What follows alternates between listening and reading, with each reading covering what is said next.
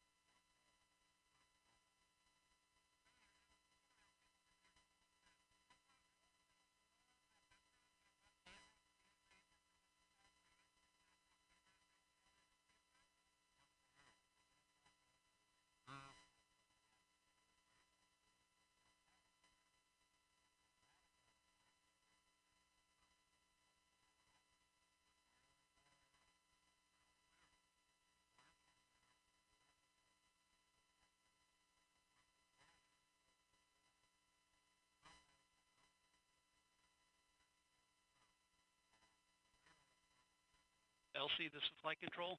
Go ahead. Steps, Operation 60, Step 70. L-3 primary steering file, adjust underscore AV085 underscore 06 with SDL CRC 1 Echo Bravo Charlie has been received, verified, and it's ready to load into the Inca. Proceed with load. Roger.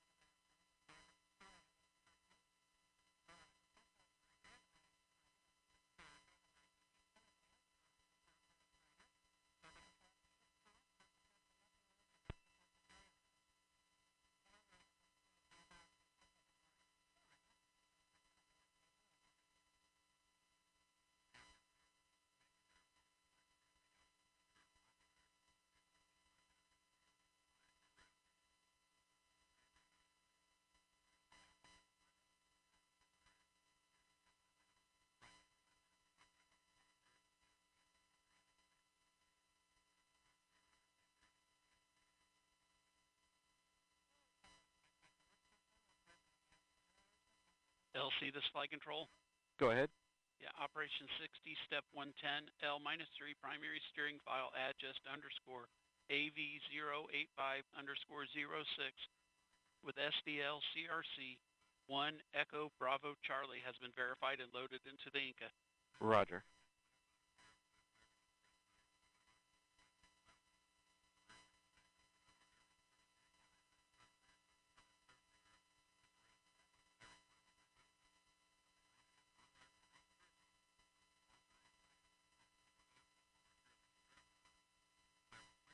Blue team lead, LC. Go ahead. Clear the blue team to the FHA roadblock. Roger. OSM, LC. OSM. Clear the flight hazard area. Turn area warning system lights for complex 41 to flashing red. And sound the area warning horn after the crew vehicles leave the area. Roger.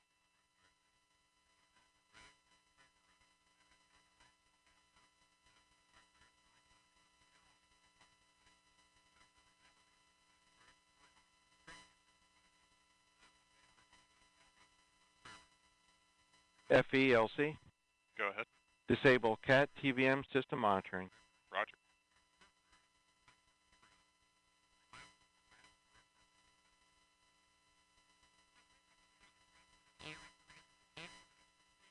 LCFE.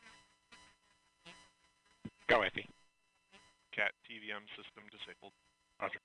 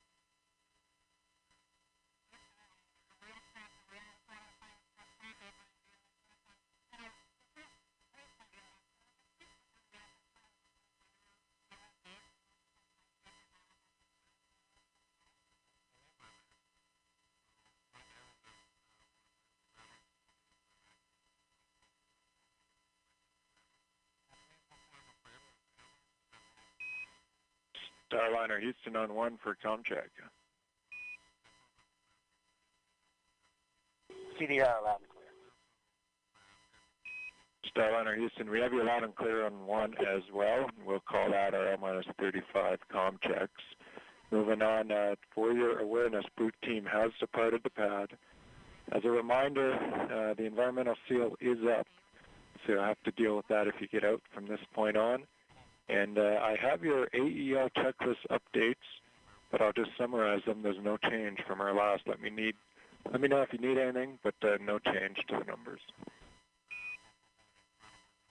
Okay, copy. No, we need none of them, no change. And we'll go triage side 12, which is a right turn to the south. Right turn is correct. And that completes our L-35 updates. Thanks. Thank you. Stand by for LC. LC Flight Channel 1. Flight this ALC, stand by 1.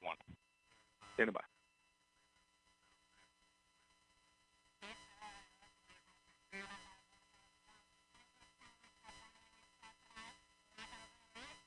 Go ahead, flight. This is LC on 1. Yeah, ready for comm check on CSD Air to Ground 2? Roger. Here we go.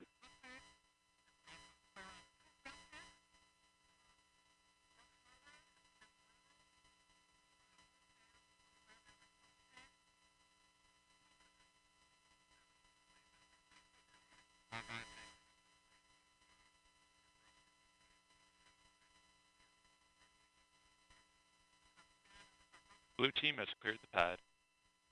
Roger.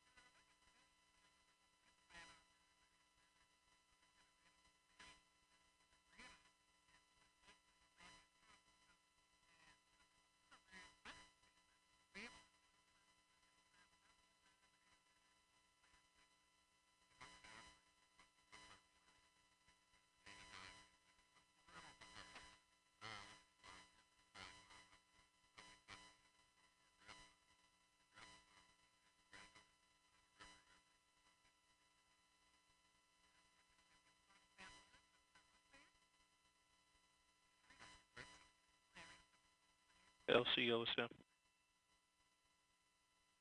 Go ahead. Yes, sir. Op 60, step 10, step 20. Blast danger area is clear. Roger.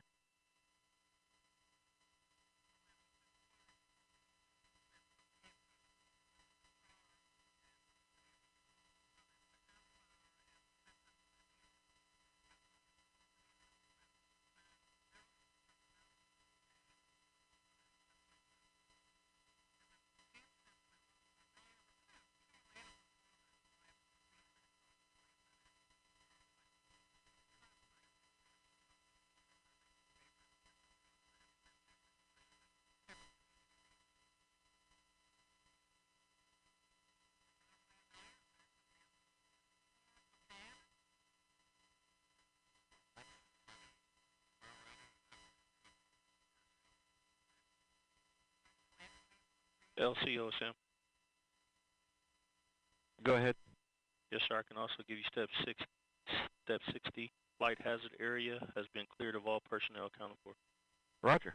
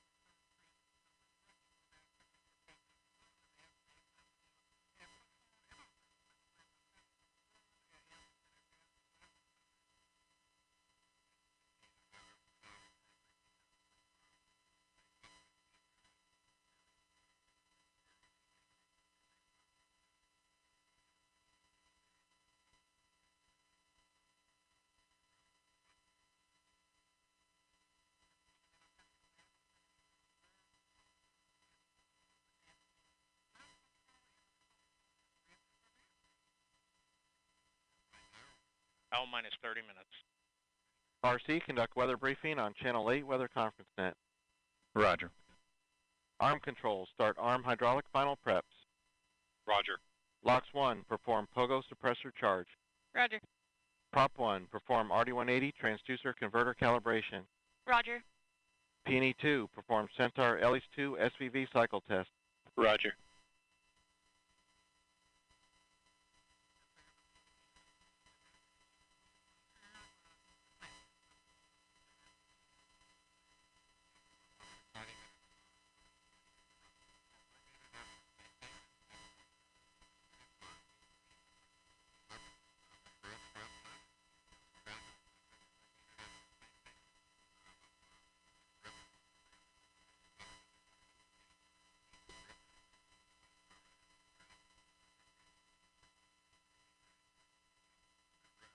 L minus 29 minutes.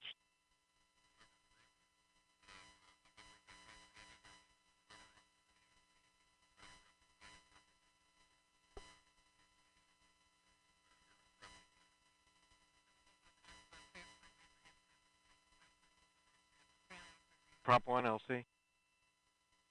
Prop 1, go. Are we complete? Yes, RD180 transducer converter calibration is complete and the engine FIV is open. Roger. Flight control, start flight control final prep. Roger. LC, P&E 2. Go ahead. Centaur LH2 SVV cycle tests are complete. Roger.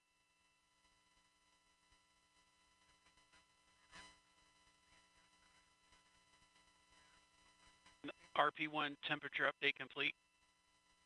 Roger.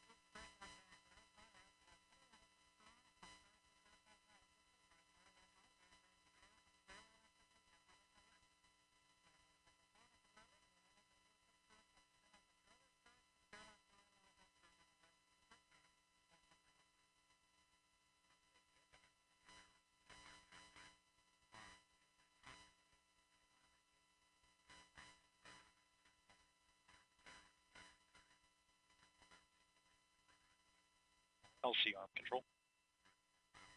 Go ahead. Arm hydraulic final preps are complete. Roger. L minus 27 minutes.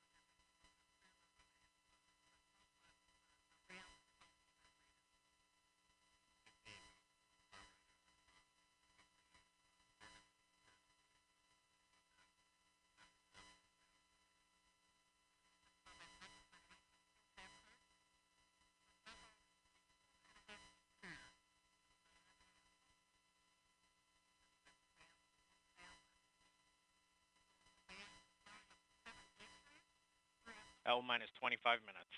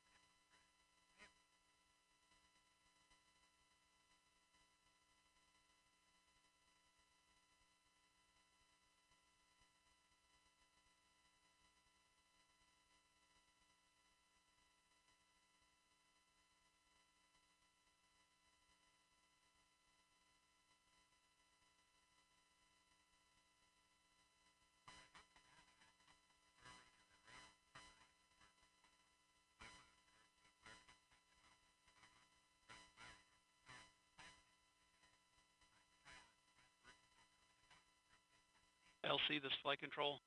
Go ahead. Step 90, flight control final preps complete, and Atlas hydraulics at standby pressure. Roger.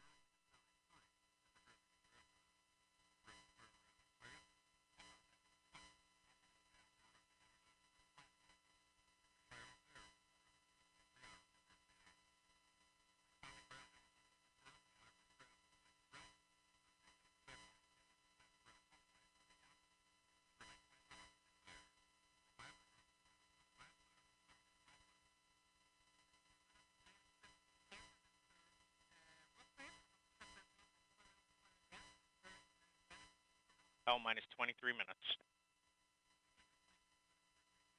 SYS, switch all secondary decoms to RF link and verify lock. Roger. Initiate orbital parameter calculations on primary CCLS. Roger.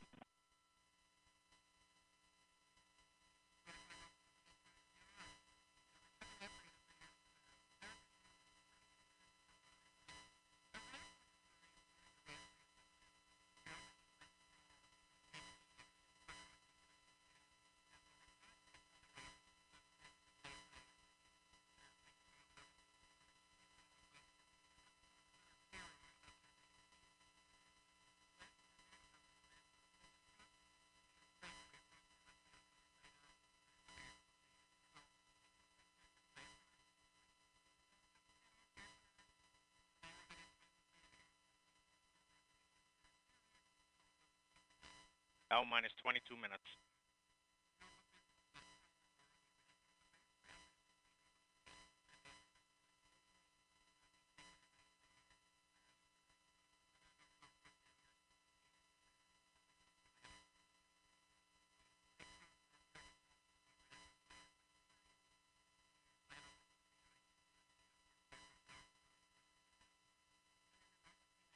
LC, Lexlin.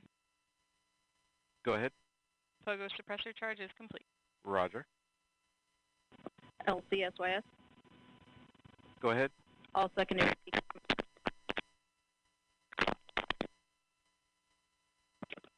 Secondary. Yeah, you're breaking up, SYS. All secondary decoms verified on RF link. I did copy that. Please check your headset.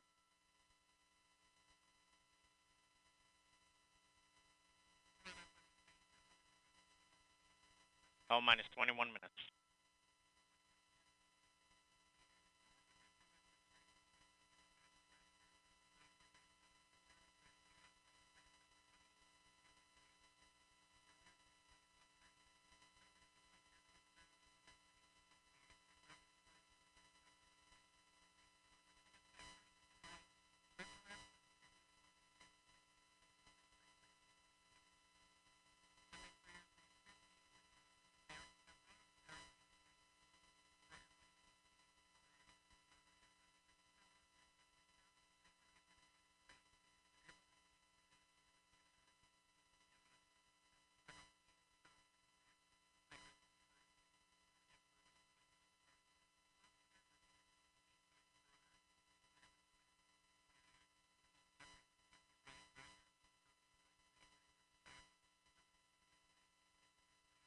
L minus 20 minutes.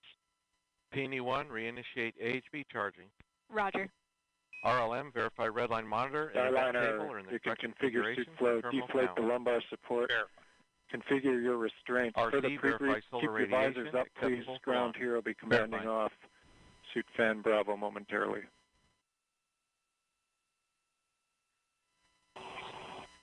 Starliner copies.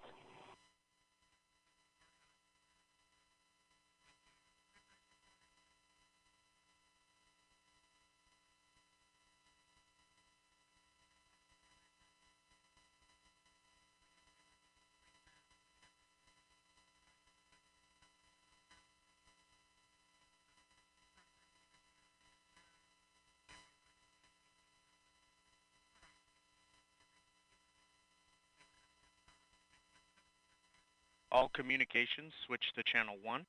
All personnel and visitors remain in present position until launch. Maintain operational silence in the LCC. This is the LC with a terminal count briefing. If a condition exceeds a launch constraint anytime after the terminal count status check, The observer shall announce hold, hold, hold on channel 1, identify their station, and briefly state the reason for the hold.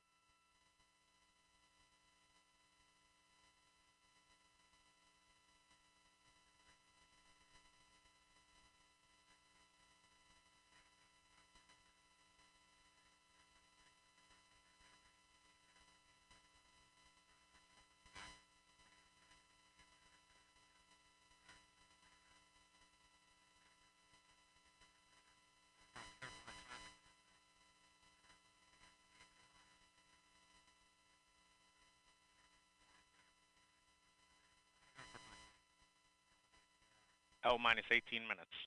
Flight control, perform launch on time verification. Roger.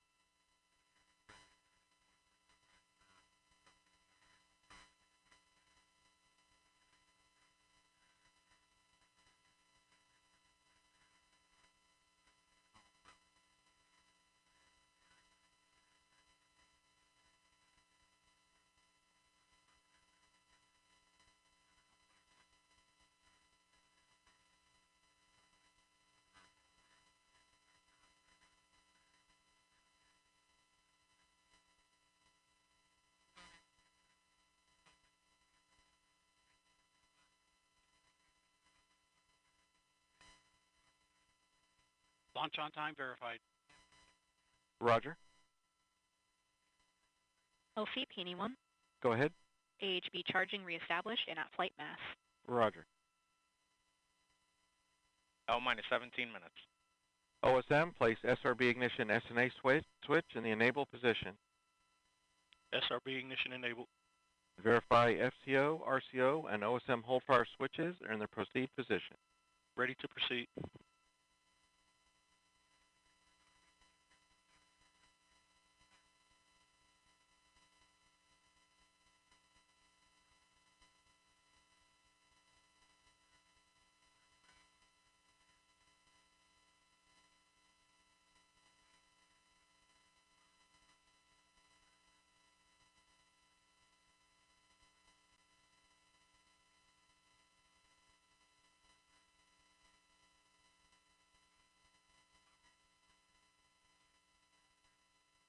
L minus 16 minutes.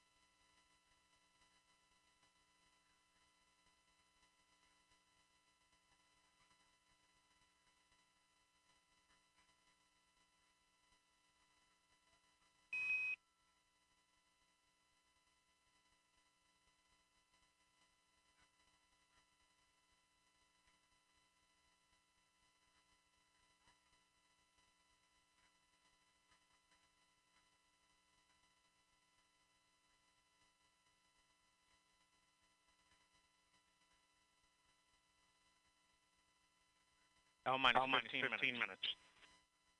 LC flight, channel 1 and air to ground 1 are now merged going to air to ground 1. Roger, roger. LC flight, air to ground 1, ready for contact with Starliner on channel 1. Roger, roger. Starliner, LC, com check on channel 1. LC, Starliner, loud and clear. I have you loud and clear also. Starliner, Houston, ComTech, Air Ground 1. Houston, Starliner, loud and clear. Houston has you loud and clear on Air Ground 1.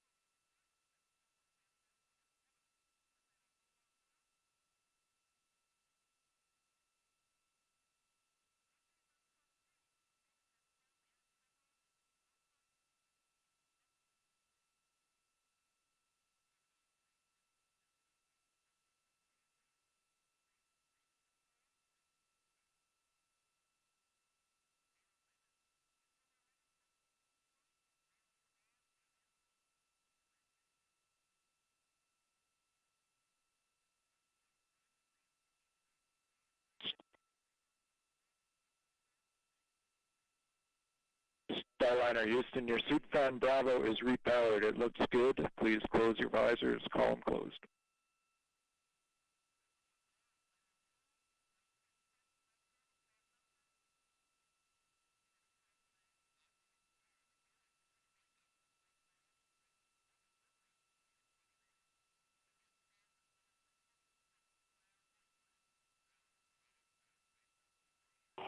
Houston, Starliner, visors closed.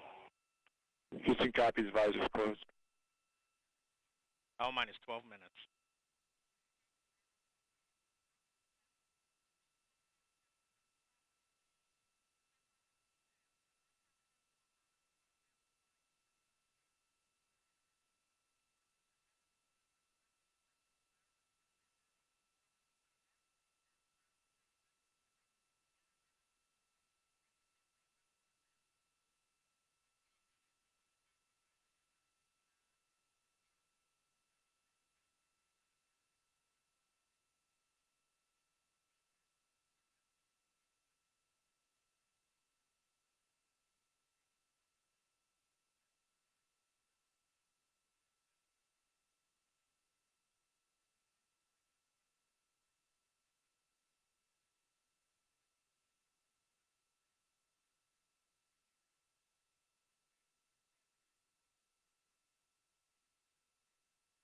L minus 11 minutes.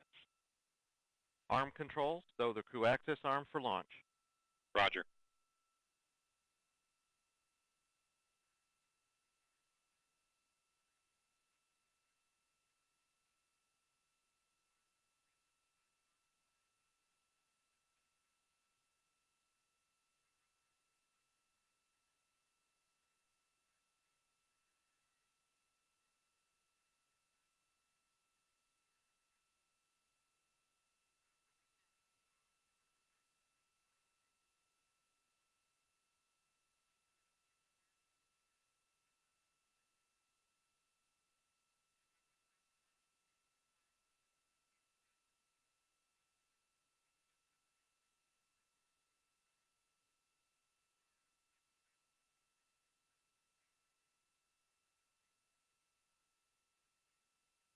L minus 10 minutes.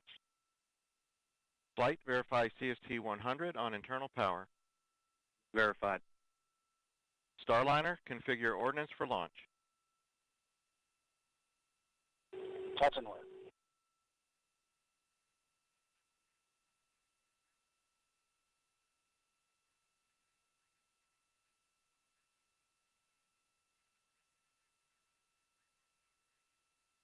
Ordnance configured.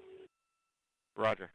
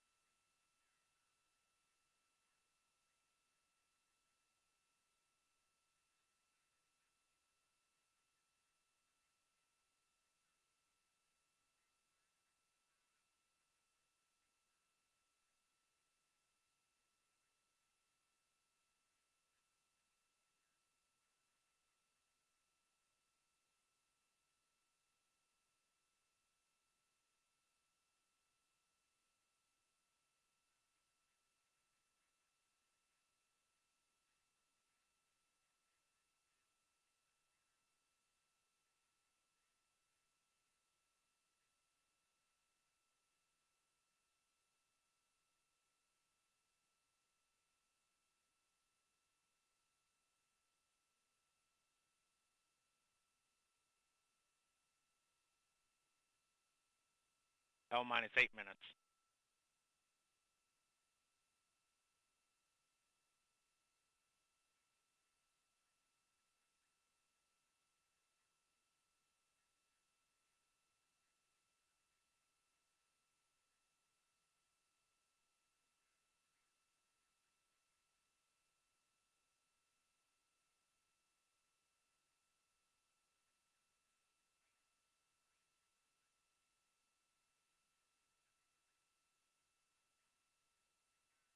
LC arm control. Go ahead. True axis arms stowed for launch. Roger. LC switch to ready position. All steps are complete prior to status check.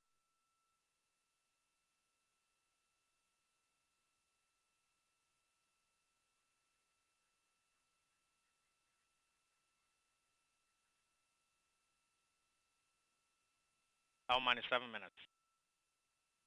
Status check to proceed with terminal count. Atlas systems, propulsion, Go. hydraulics, Go. pneumatics, Go. LO2, Go. water, Go. Centaur systems, propulsion, Go. pneumatics, Go. LO2, Go. LH2, Go. has gas, Go. electrical systems, airborne, Go. ground, Go. facility, Go. RFFTS, Go. flight control, Go. GCQ, Go. op support, Go. comm, Go. umbilicals, Go. arm control, Go. ECS, Go. redline monitor, Go. quality, Go.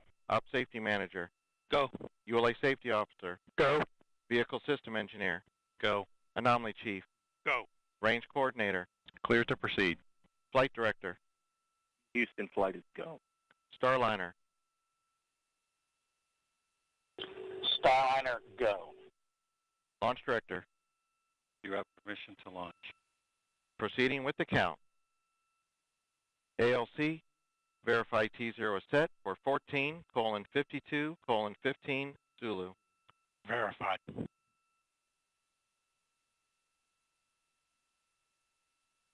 Starliner, net is clear. Thank you, LC. For everybody listening, just a thought. Sonny and I, as we were traveling to the pad, we saw many American flags, and many of you were waving flags at us. And then as we reached the pad, we look up, and of course there's that American flag on the side of the White Room, also one on the side of the rocket itself. And we know that that represents unity and resilience and unified efforts for the common good. And that's what Sonny and I have witnessed this last month. Each of you displaying what this nation's forefathers envisioned, a people committed to God, family, and country, a people who use their gifts and talents for the common good, and are passionate and tough. And we all know that when the going gets tough, and it often does, the tough get going. And you have. And Sonny and I are honored to share this dream of spaceflight with each and every one of you. So with that, LC, let's get going. Now let's put some fire in this rocket, and let's push it to the heavens where all these tough Americans have prepared it to be. Let's go, Calypso. Take us to space and back. LC flight, Starliner configured for terminal count. On my mark, Roger. the time will be T-minus 4 minutes and counting. 3, 2, 1, mark. 3:55. Ground pyros enabled.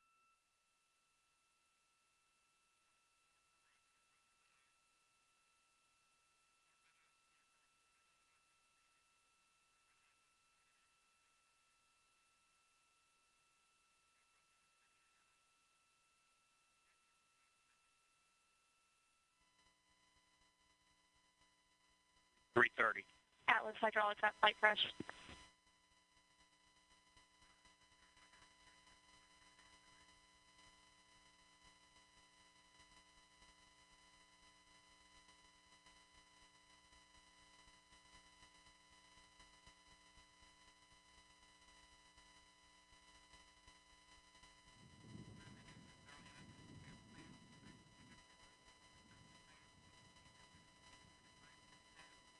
Minutes. Pressurizing Atlas tanks. Securing LO2 topping. 250. FTS internal.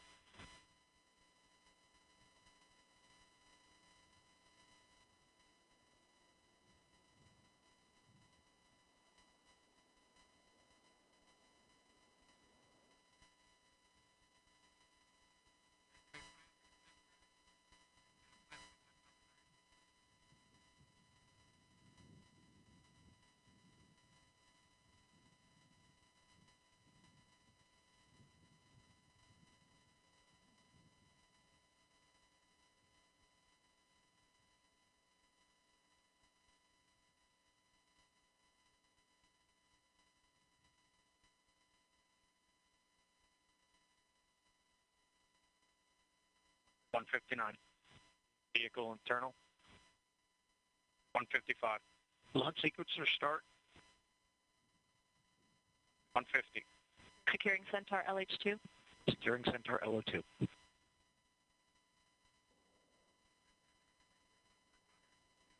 140. Launch enabled. 137. FTS armed.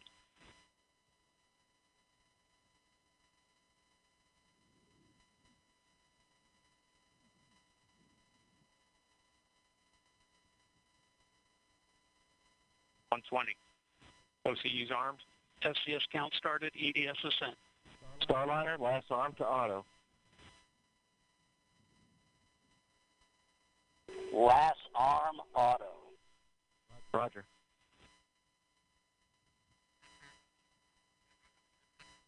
One minute. Rock report range status. Range green. 54. POP started.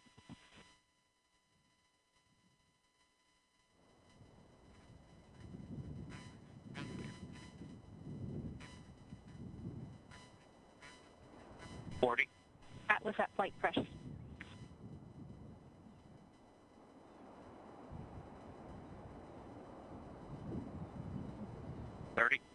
Centaur at flight press. 25. Status check. Go Atlas. Go Centaur. Go Starliner. Godspeed, Butch and Suni.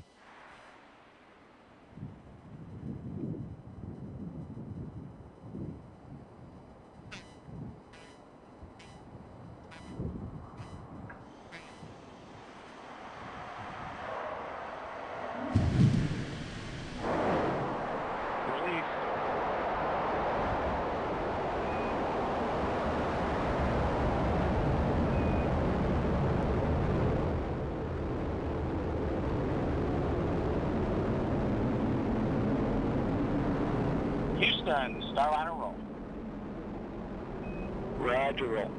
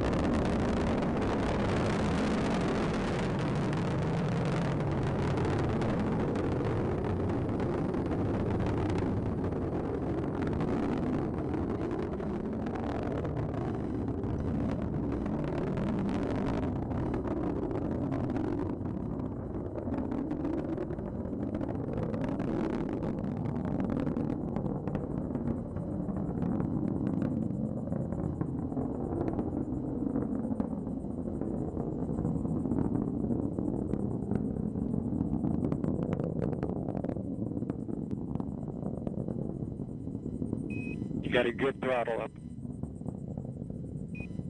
Good throttle.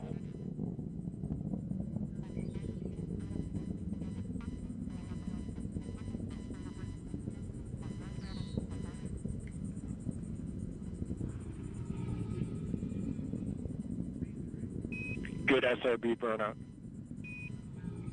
Good SRB.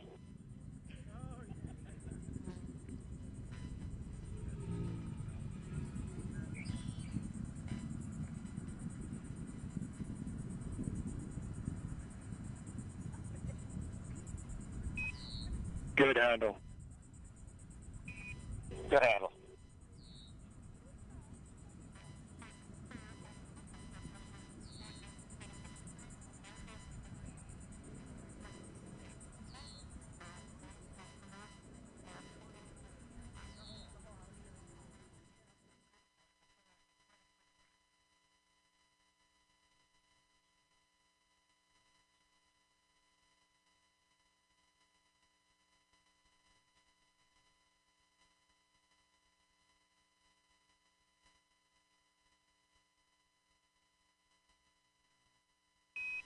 CLG and net, good trajectory.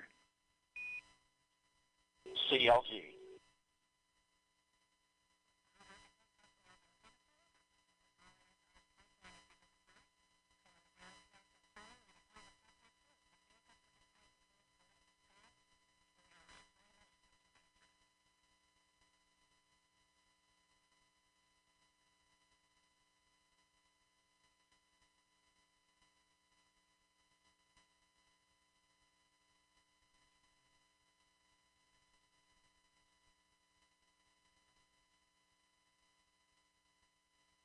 console, start system steering.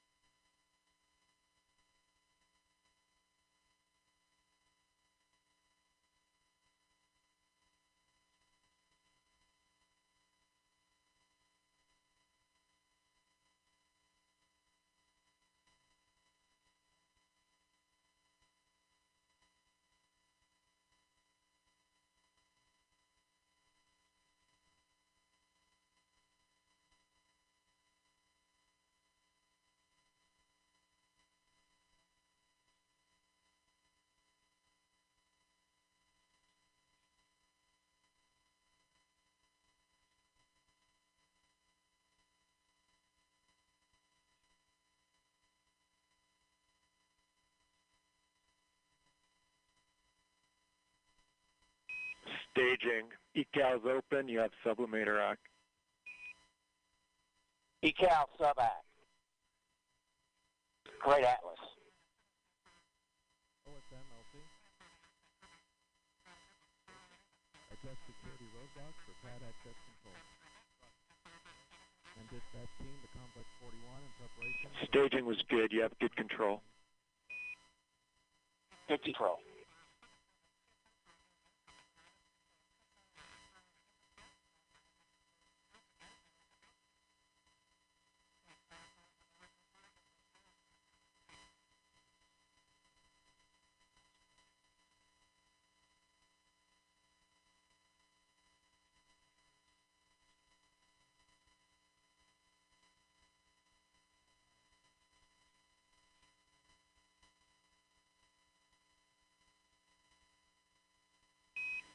Starliner, you had good booster performance. You're up to plus 31.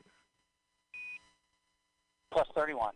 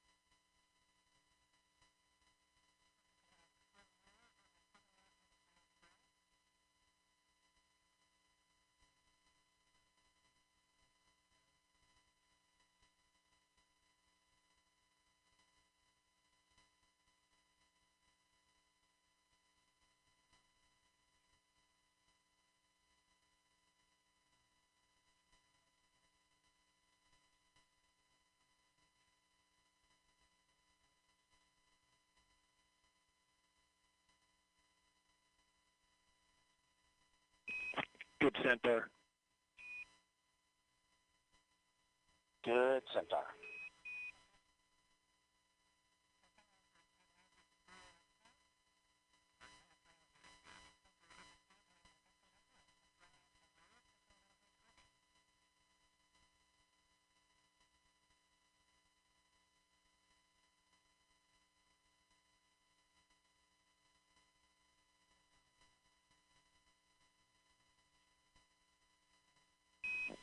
St. John's open.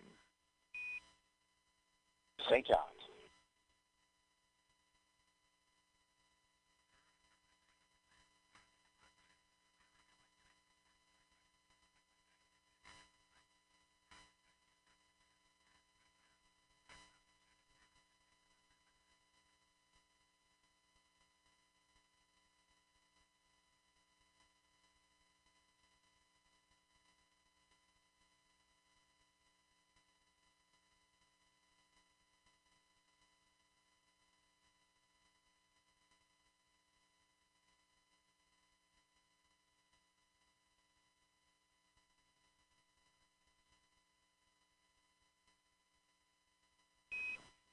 Starliner MECO converged 11:5 to 11:52.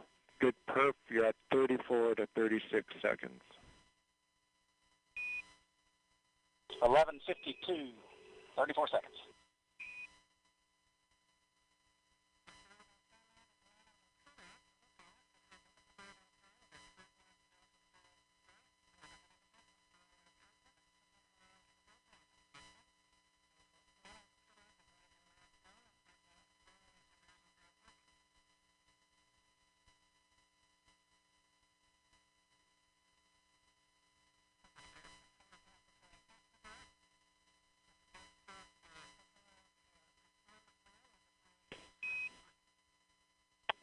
No action, Starliner, on the LCL. That's just the system coming up into controlling mode.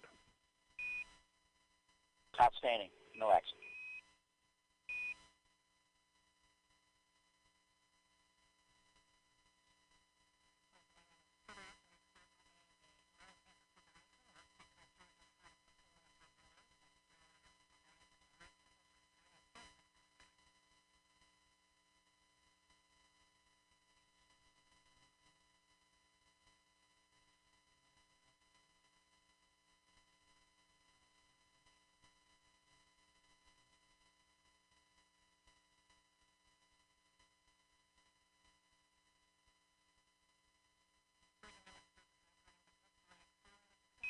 Starliner, you have good cooling. Good cooling.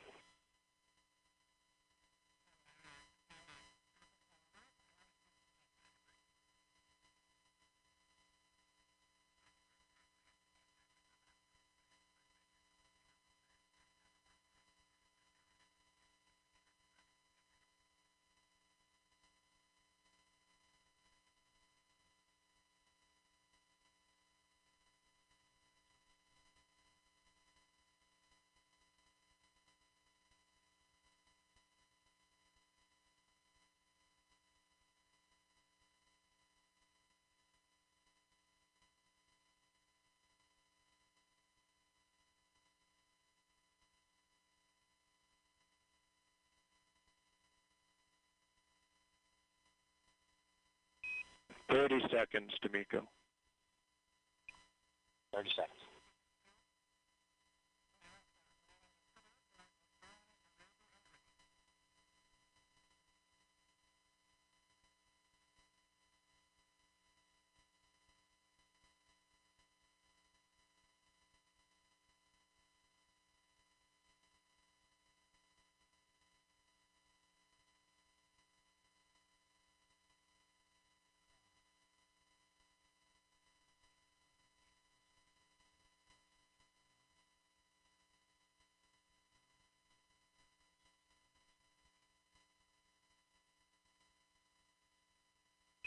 Nominal MECO, Starliner. Nominal MECO.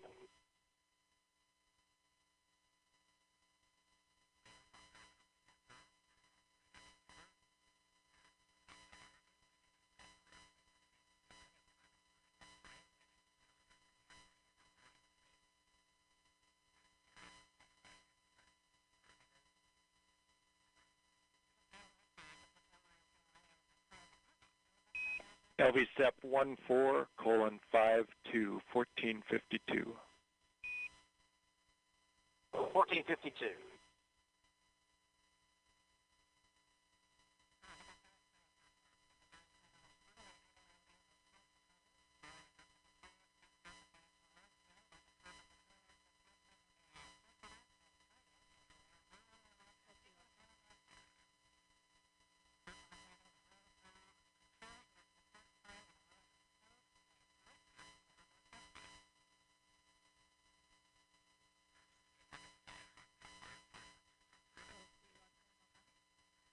Go ahead.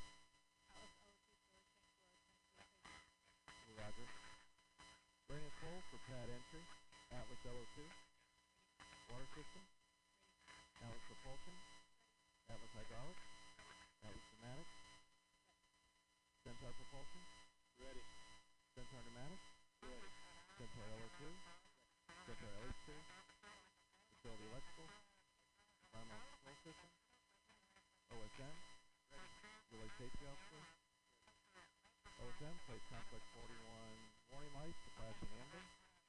And dispatch team onto complex 41 for initial safety inspection. Roger.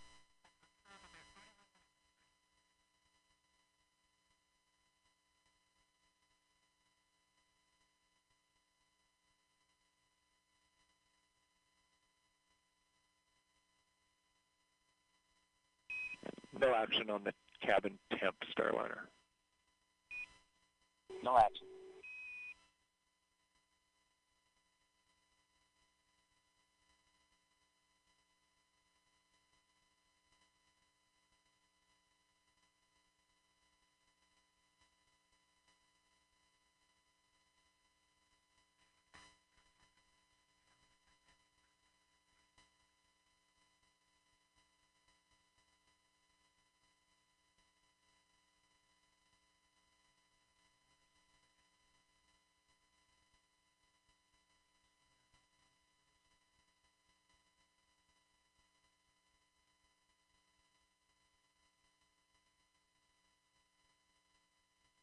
LVSEP confirmed. Good LVSEP.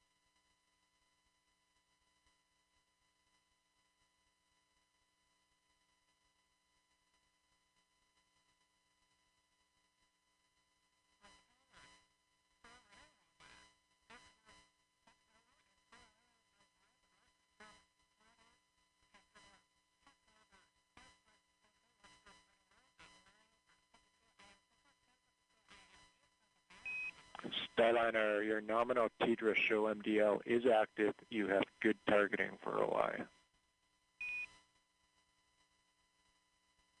Good targeting.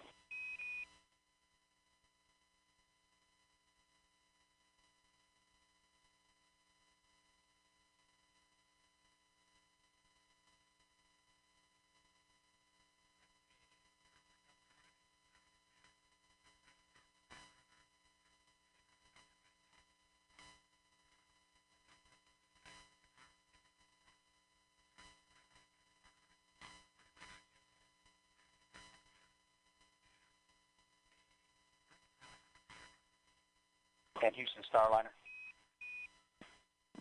Go ahead. Yeah, if you could relay a message to our brethren at ULA.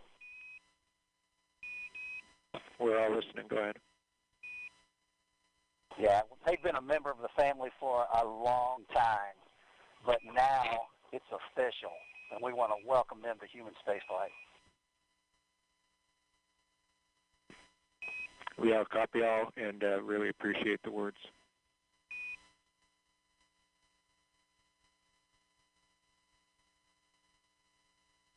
And Houston Starliner, we are on the tablets and in insertion monitor. Copy tablets, we're with you, insertion monitor.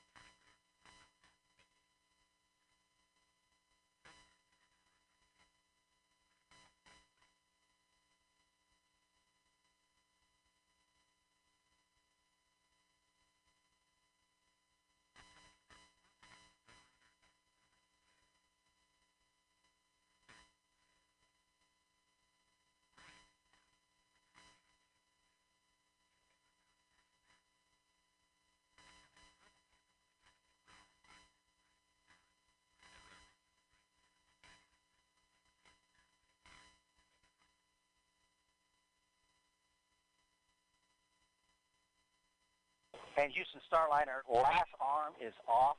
Backup control switches, enable 1 on, enable 2 off. SM RCS is the mode. We copy off. Enable 1 is on, enable 2 is off. SM RCS, you're in a good config. Good config.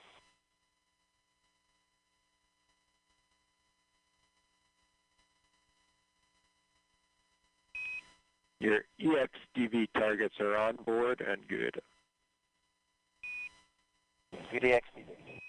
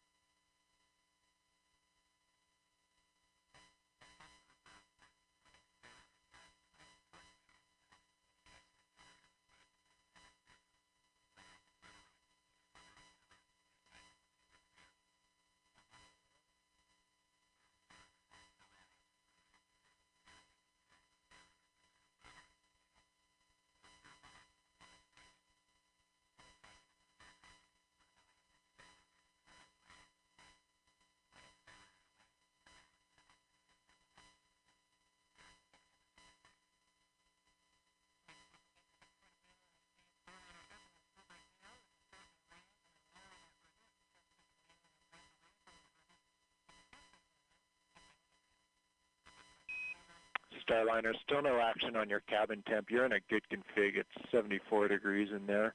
And that's just due to the T2 sensor sitting beside the light. So we're actually going to inhibit that particular sensor. We'll let you know when we bring it back online. Okay, great. Looks like we're on our way to thrust align. Concur.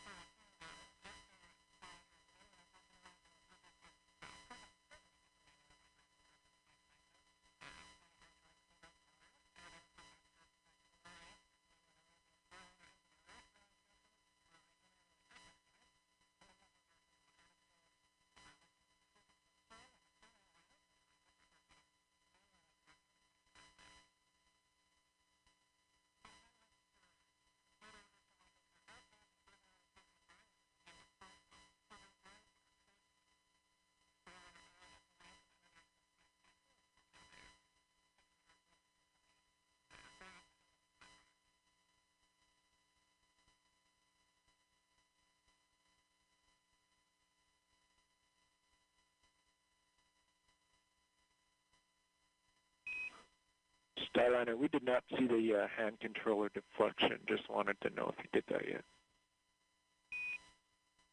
No, we'll get it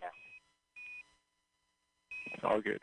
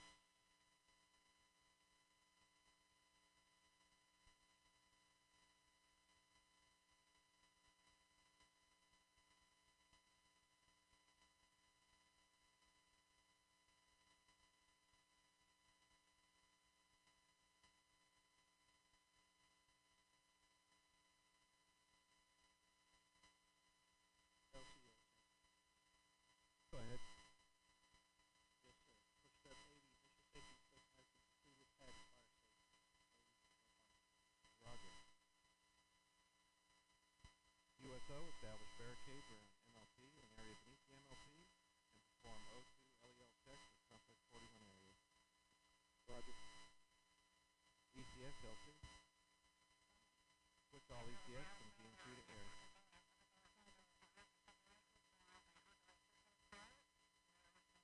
FELC. Coordinate with CLE and set LHC storage area and LNG farm UV detectors to automatic.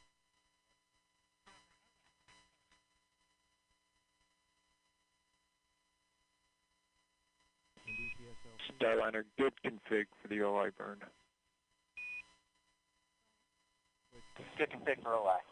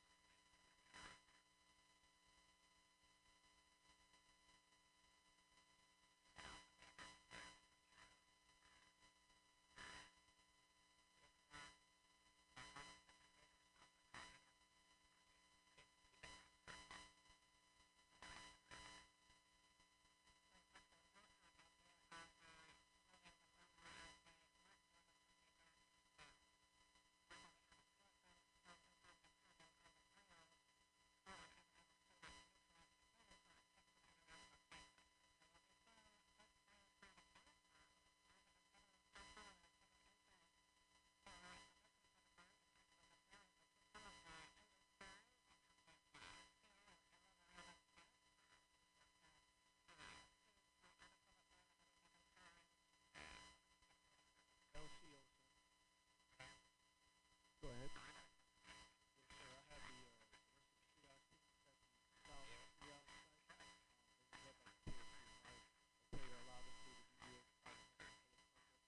Affirmative.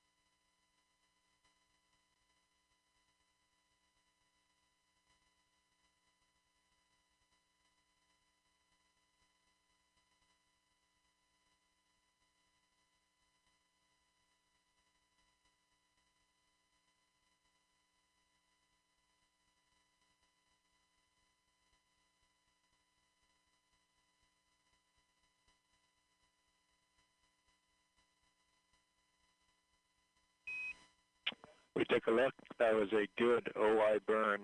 You're maneuvering to NavCal 1. Good OI burn, going to NavCal 1.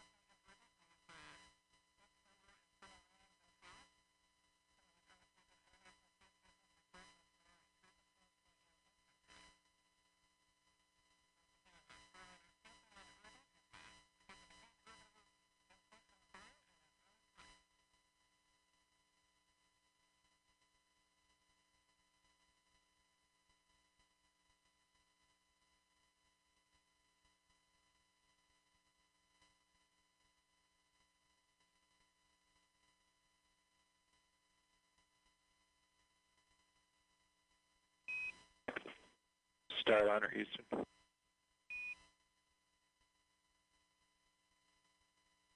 Go ahead, Starliner, Houston. Yeah, you do have good cooling. The sublimator is working. We are watching it, though, because the water usage is just a little more than we thought we were going to see. You probably noticed that. It's a reason for the advisory there. From the ground, we'd like to swap you over to the other leg. So we're going to close sublimator leg 1, wait for about 60 seconds, and then open up leg 2. You'll see us do that. No impact or action. Okay, we copy. We'll be watching. Thank you.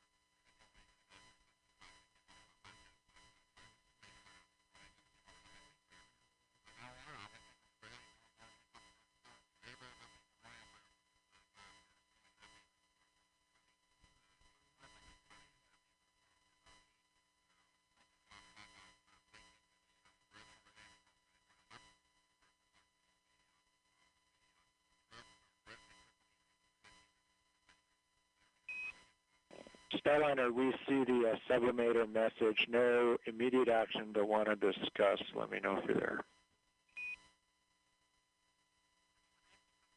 Yeah, no action. Standing by. Okay, so you're still on the sublimator with good cooling. The rate of usage is still a little bit more than we thought it was going to be. We plan to take this all the way down to 10% water remaining in your sublimator. 10%. When we get there, we're going to close leg 2 of the sublimator. If we lose you, if you go Nordo, we want you to take leg 2 to off. That's Eclipse ATCS tab stop 5 to OFF when the sublimator gets to 10%.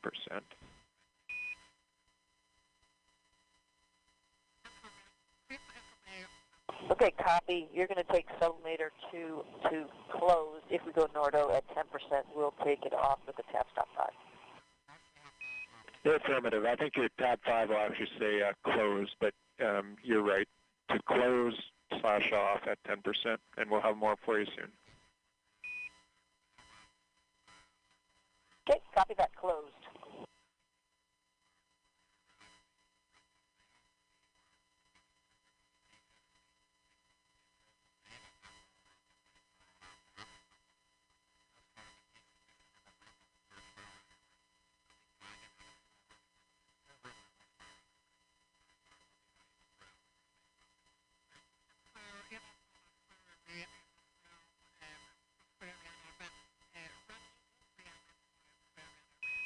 Starliner, just what we're seeing, we're expecting to be on the radiators here about 10 minutes. 10 minutes is what we're working with. Okay, standing by, and if you need us for anything, let us know.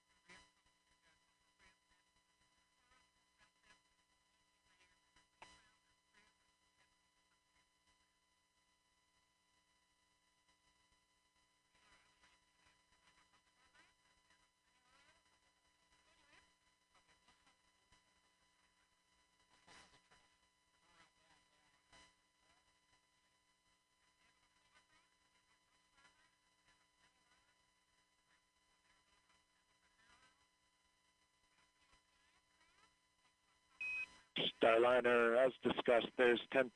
We've closed leg 2, standing by on rads.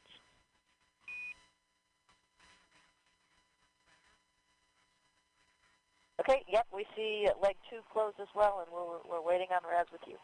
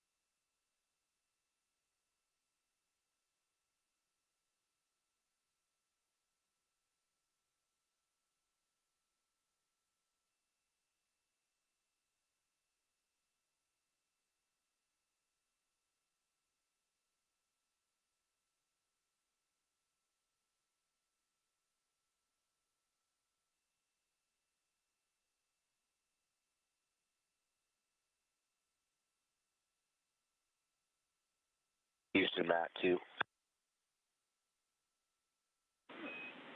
Go ahead, sir.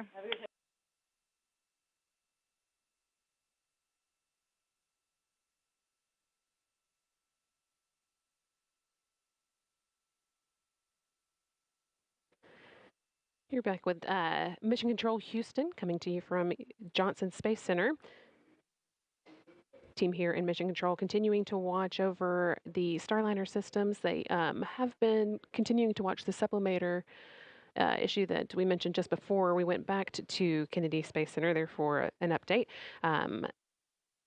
Those sublimators are used to cool the vehicle down before the vehicle uses its radiators for cooling. It is running out of water a little more quickly than it was expected to, but the radiators will be able to take over the cooling of Starliner just in the next few minutes. So we'll keep an eye on that, but it should not be a problem for today's flight.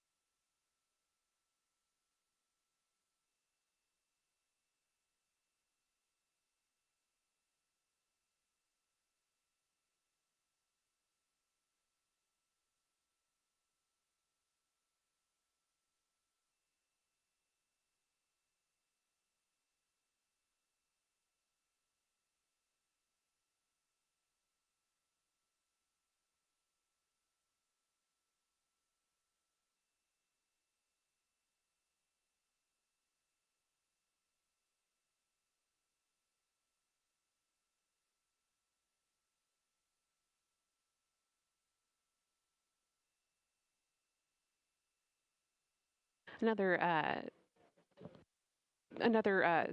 update that we got while we were getting those final words from Kennedy Space Center was that the team here on the ground is getting good data from the Vesta system. That is a key system on board Starliner. It stands for Vision-Based Electro-Optical Sensory Tracking Assembly, which is a long name because it's very important.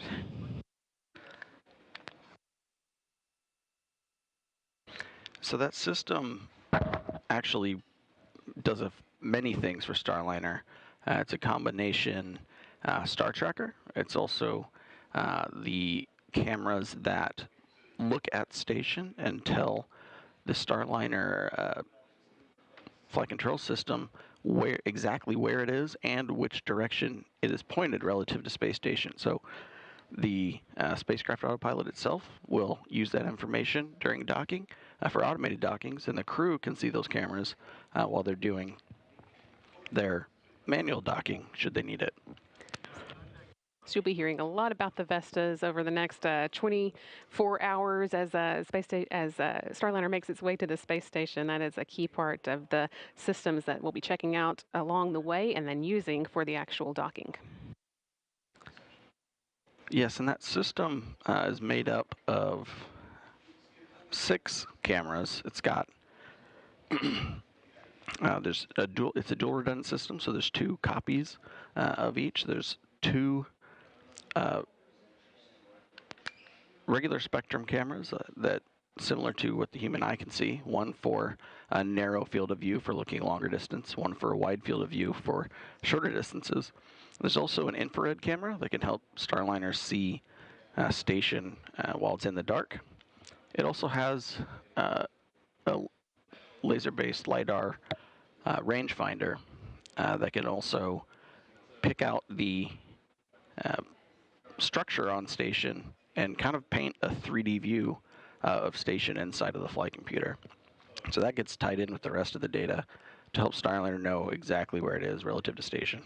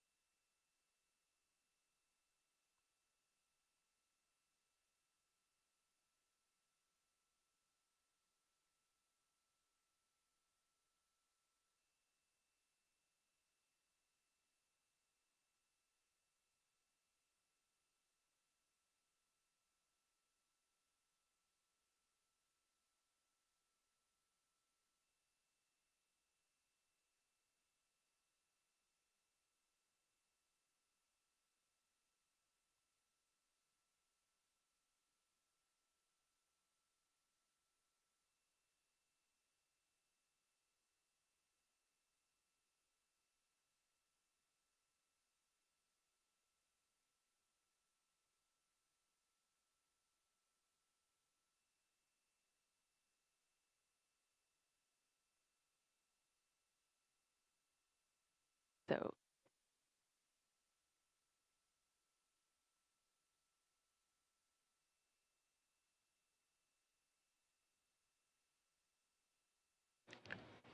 Starliner's finishing up its third of 3 navigation calibration maneuvers. The next things coming up are enabling some of the good rad flow. I'm not sure if they made a notice, but there was a few warnings pop up. Those were associated with the radiators coming online. We're still watching it, but good rad flow. No action. Yep, good rad flow. We did see him in no action. We figured that. Thanks. And those radiators, that was one of the items I was going to say is coming up soon. Starliner turns on the radiator system based on what the current temperature is, based a little bit on solar activity and the heating it got during ascent. So now that system's on, cooling Starliner, we are looking towards getting Starliner pointed in the direction for the next upcoming burn, which is the NC burn, or the phasing burn, where that C means catch-up. During that phasing maneuver, Starliner is going to stay in a slightly elliptical orbit, but at a lower altitude than station, and it's going to use that time to catch up with station, and then we'll later move up to station's altitude for final rendezvous and docking. View you're seeing here is of the flight control team in Mission Control Houston. In the center of the view there is Mike Lammers, the lead flight director for this mission. Next to him, Rick Hempling, and on his other side, Josh Joshua Kutrick, the day's Capcom that you've been hearing talk with the crew. You saw Lammers there pointing around the room as he was going through a no-go call for moving into orbit ops, the next mode that Starliner will be working in, having finished its ascent and its orbital insertion burn.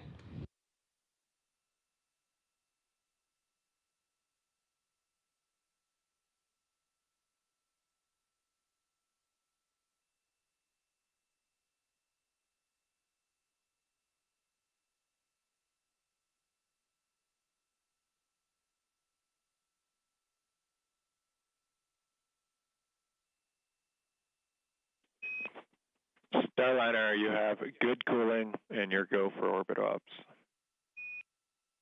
Outstanding. Good cooling. Go for orbit ops. And with that, we have another message we'd like you to relay. Everyone is listening. Go ahead. Yeah, if y'all could call Kennedy Space Center crew quarters and strongly request that they release Joe Acaba and James Branson from quarantine. I'm sure they would appreciate it. Yeah, I'm going to give him a call. I'm not sure Joe's going to want to leave, but we'll pass it along. You may be right. He's had a lot of free bacon. Sounds good.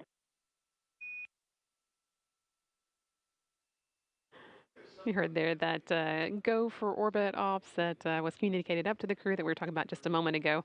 And also, of course, Butch Wilmore calling down that the chief astronaut, Joe Acaba, can be released from quarantine.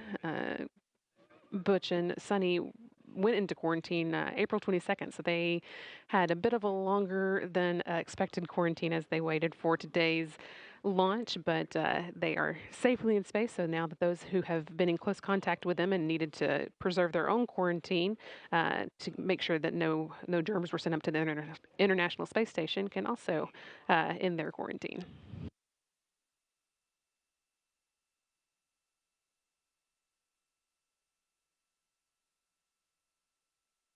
And Houston, are you ready for PCS activation?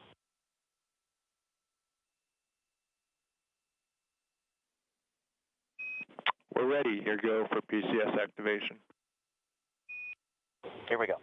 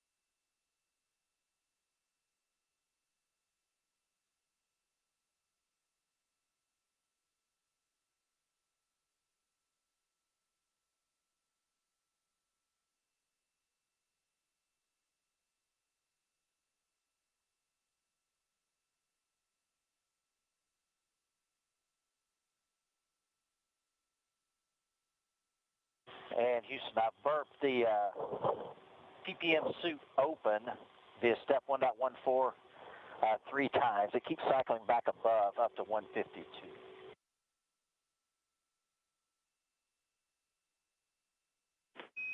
Okay, we copy all, and the word is that you can just hold there and move on. It's a good value. Okay, we'll go with that.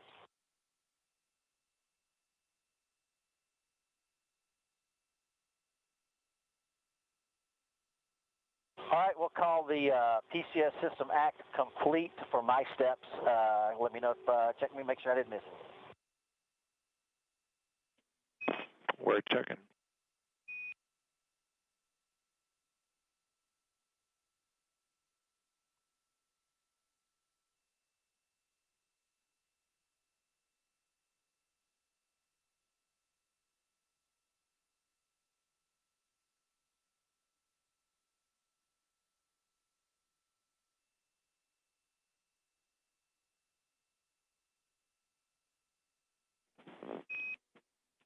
Starliner, your PCS activation looks good. Outstanding.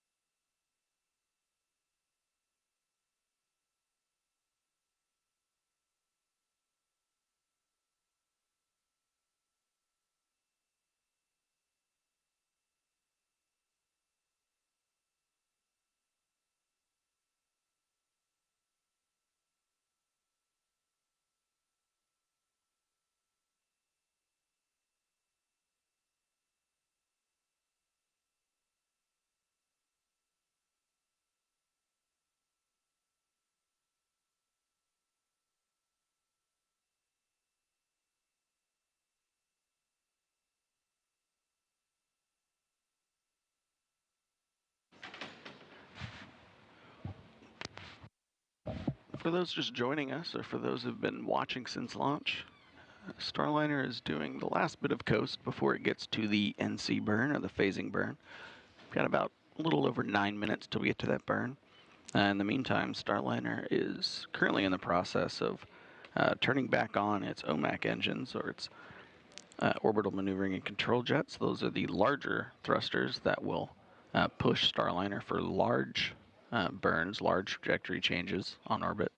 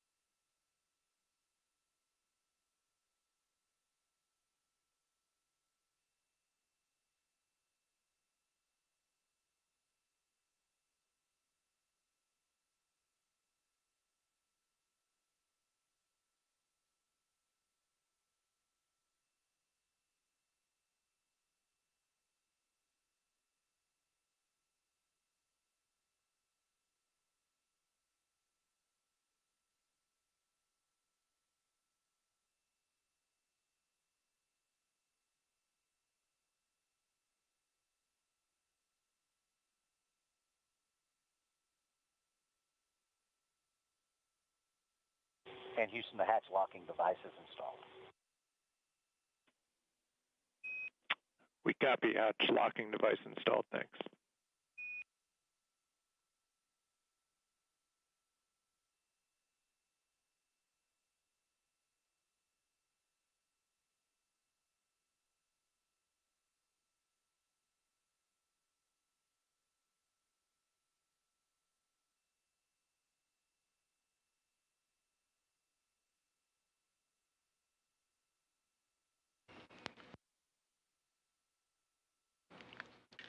And Starliner is finishing its pointing maneuver to get into the NC thrust line orientation.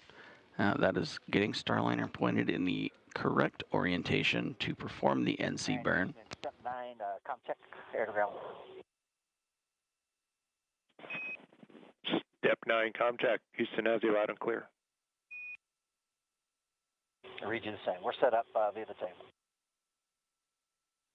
Roger.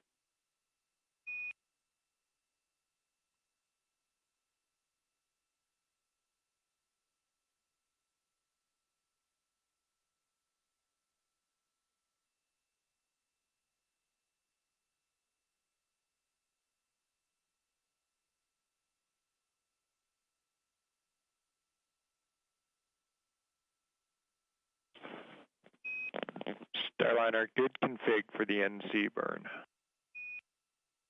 Good config for NC.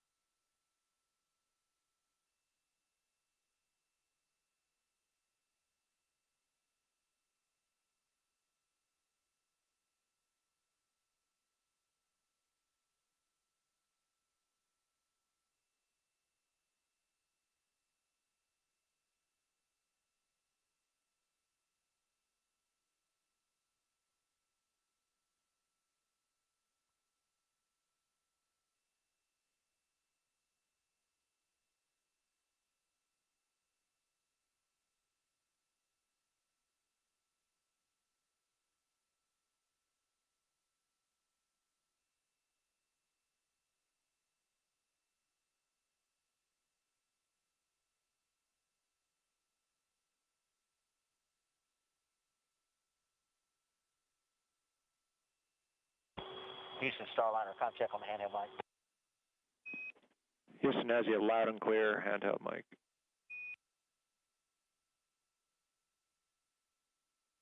Give me another 5 count there, Houston. This is Houston 5, 4, 3, 2, 1, and we have you loud and clear, handheld. Yeah, we're just checking the volume on the speaker. Thanks. Copy.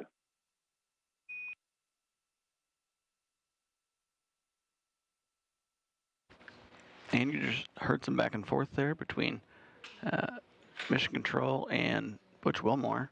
The crews switched off of using their headsets. That way they don't have to stay wired into the console the whole time and wear those headsets. They've switched over to the speaker and handheld mic inside Starliner for any communication they need to do down to the ground.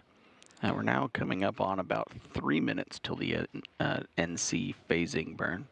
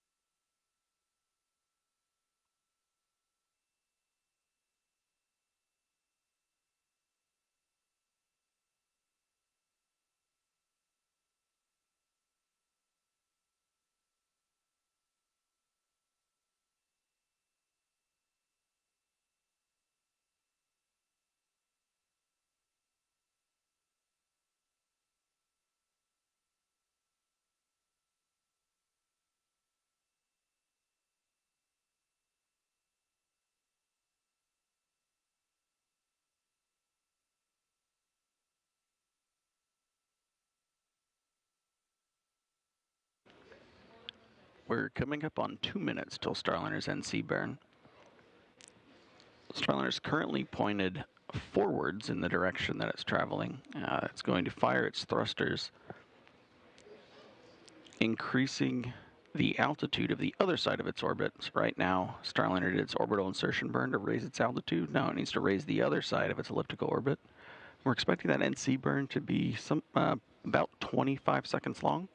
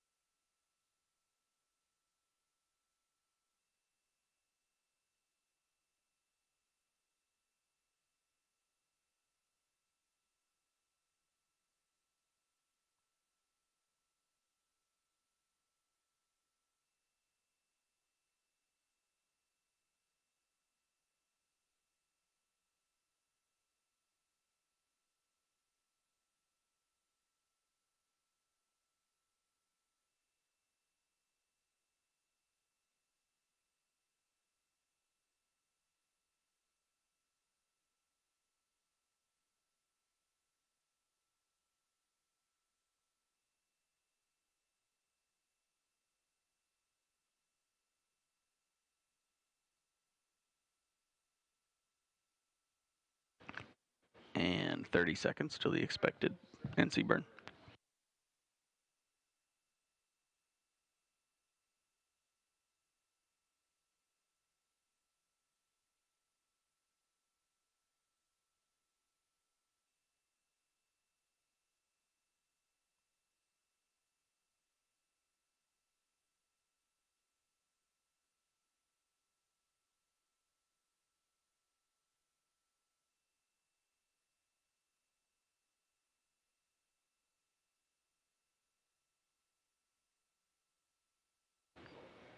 And NC burn is starting for good OMAC burn, engine burns.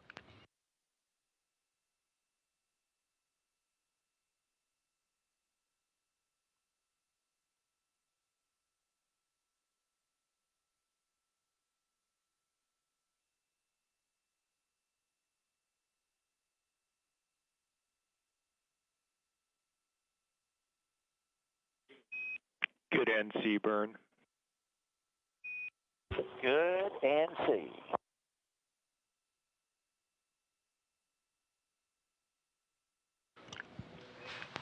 Affirm. You're on your way to tail sun, step 12. We see it. And that call up from Capcom Joshua Kutrick to the crew. And Butch responding, he sees the same data. Starliner had a successful NC burn. Starliner's orbit is now a slightly elliptical orbit, varying between 324.7 kilometers and 323.6 kilometers.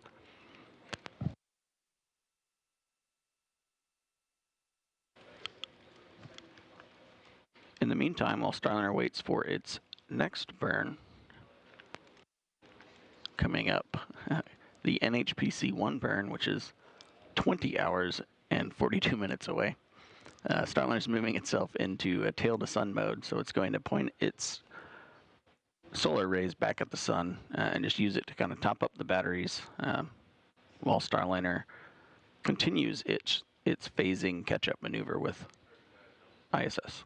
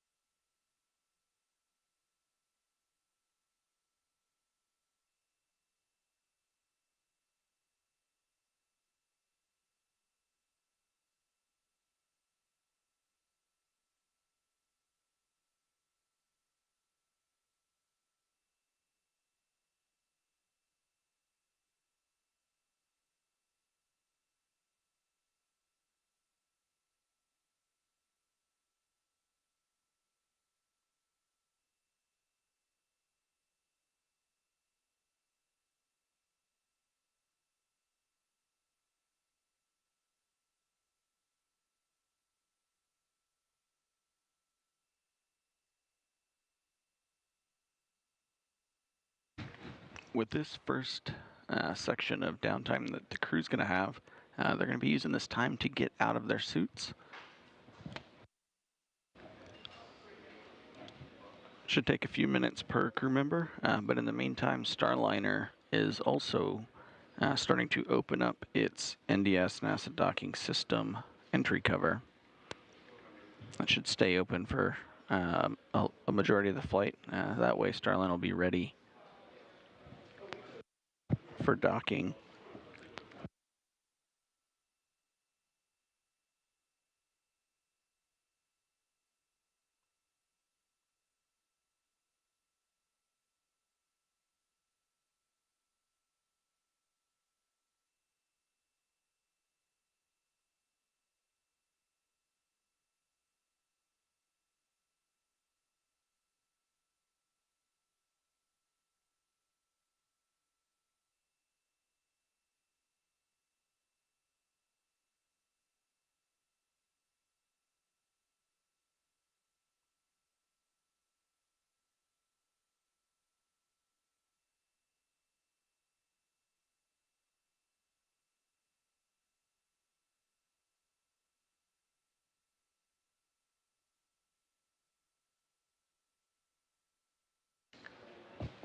And flight control is here in Houston.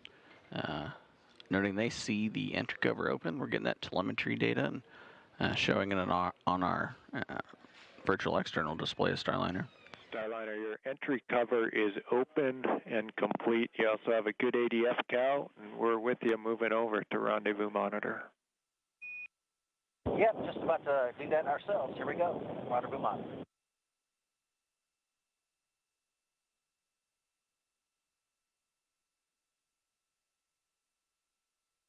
And crew acknowledging, they also see NDS cover open. Also noted getting called up is good ADS cal for attitude determination system. Now that Starliner has moved into a different orientation, just confirming that its internal calculation of its position and orientation agrees with what the crew's seeing on the ground.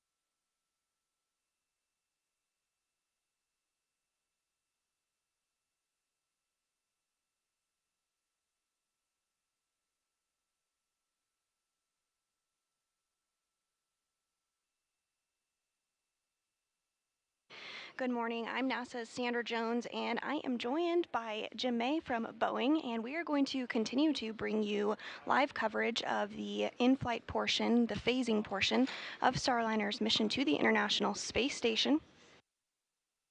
If you're just joining us, Wilmore and Williams launched at 9:52 a.m. Central Time this morning today from Space Launch Complex 41 at Cape Canaveral Space Force Station in Florida.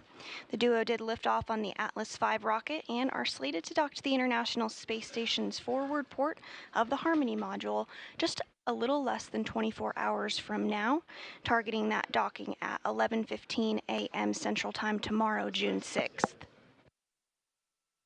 Following docking, the crew will complete hatch opening operations, targeting that hatch opening around 1 p.m. Central Time tomorrow afternoon, and welcome remarks to follow around 1:20 p.m. Central. At this time, Wilmore and Williams are awake and have a busy few hours ahead of them. First up was the NC burn, which took place just a short time ago and was successful. This burn helps get Starliner in the proper trajectory in preparation for tomorrow's docking. Next up, the crew will begin to prepare for their first PAO, or Public Affairs Office Mustang event. This is the first opportunity for the crew to provide remarks on the mission thus far and their flight into orbit. Following this, the CFT crew will also conduct some far-field piloting checkouts and provide feedback to the teams on the ground on those checkouts. We will discuss these piloting checkouts a bit more here shortly as we approach them. Following this, the crew will complete data collection on Vesta, or the Vision-Based Electro-Optical Sensor Tracking Assembly. This is essentially a vision-based system which helps with tracking and docking, of course, for Starliner. The crew will also complete other tasks and checkouts, do a little cleanup, all before completing a medical conference and getting some rest. So as you can see, quite a busy few hours ahead for the crew.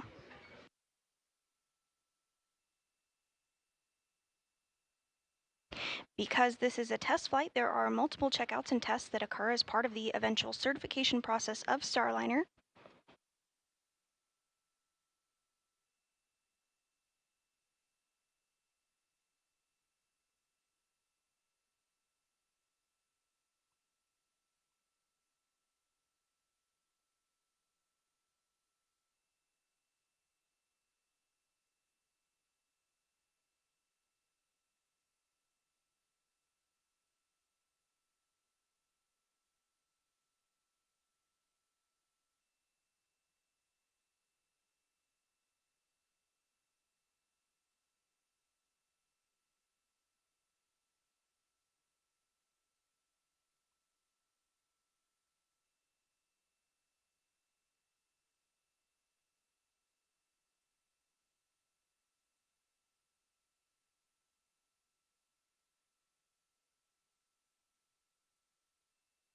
And coming up here in just a few minutes at 11:30 a.m. Central Time, we will have the opportunity to hear from managers at both NASA and Boeing and United Launch Alliance about today's successful launch of Butch and Suni.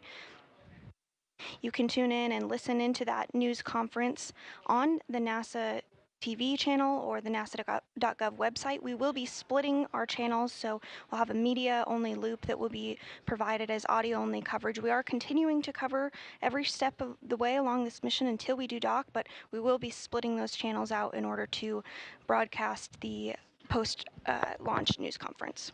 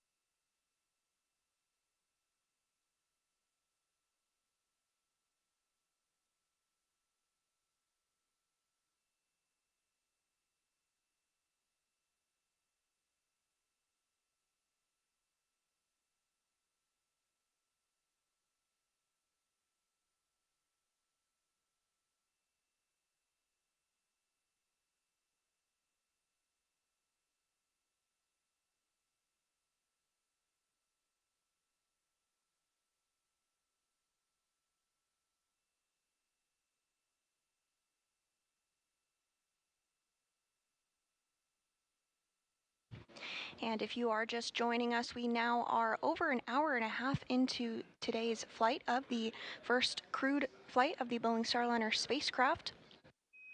Starliner, Houston, Air to Ground 1, Vesta, Sensor Orientation Command sent.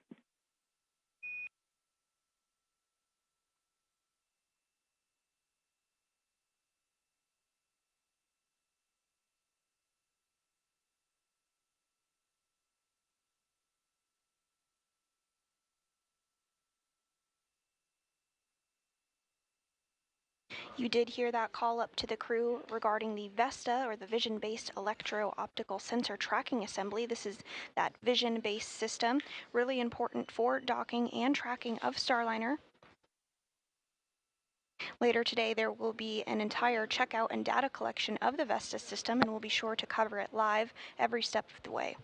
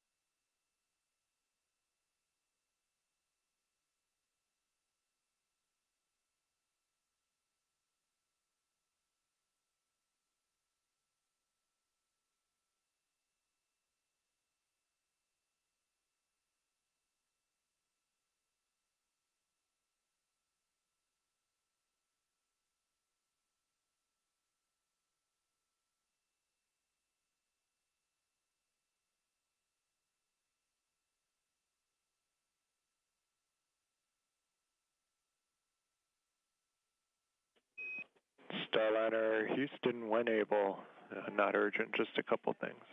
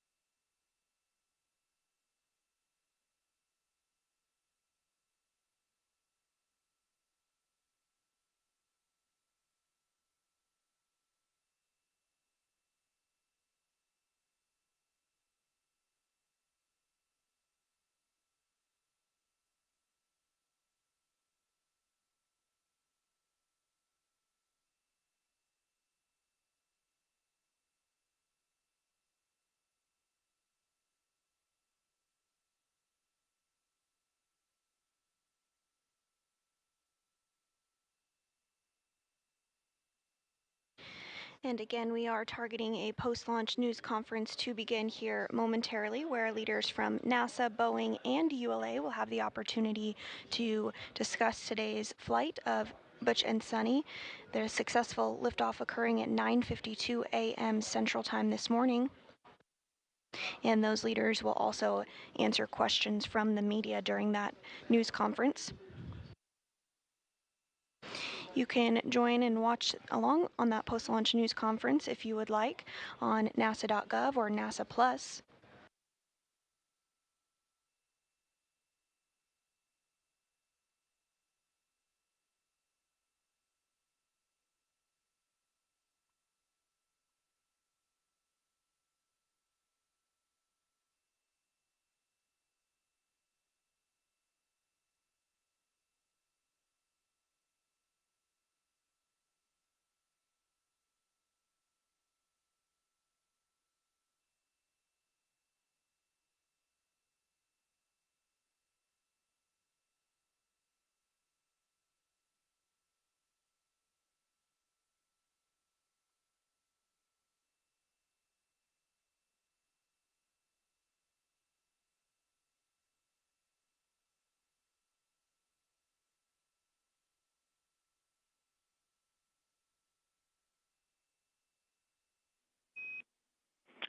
Starliner, no action on cabin fan DP. It's a deucer, and we're working on clearing the message for you.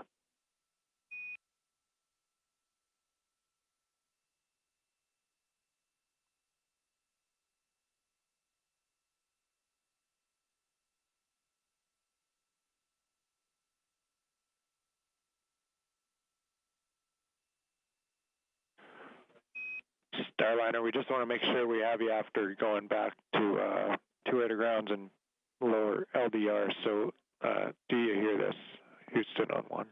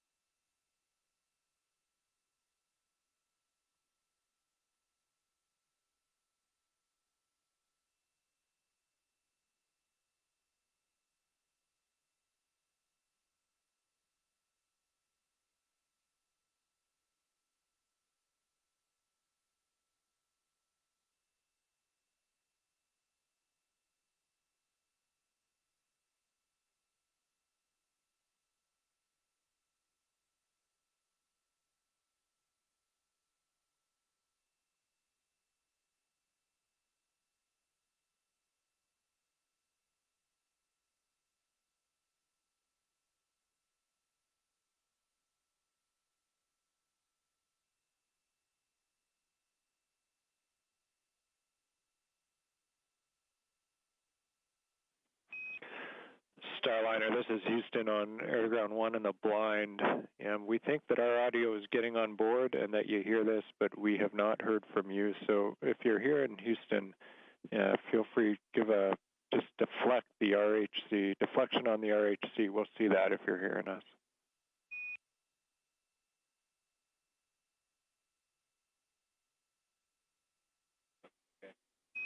And we saw that, Houston. We saw the RHC, so stand by. We're still not hearing you on the loops, but we did see your action.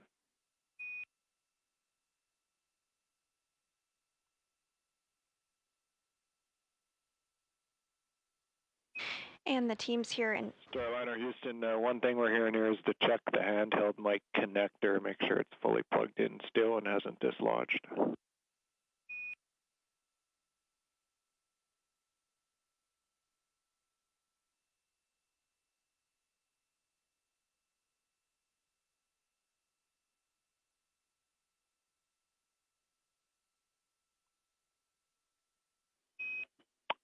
And Starliner, one more reminder, just things we can think of here is check that your chippa is installed. You'll need that plugged in to use the handheld mic.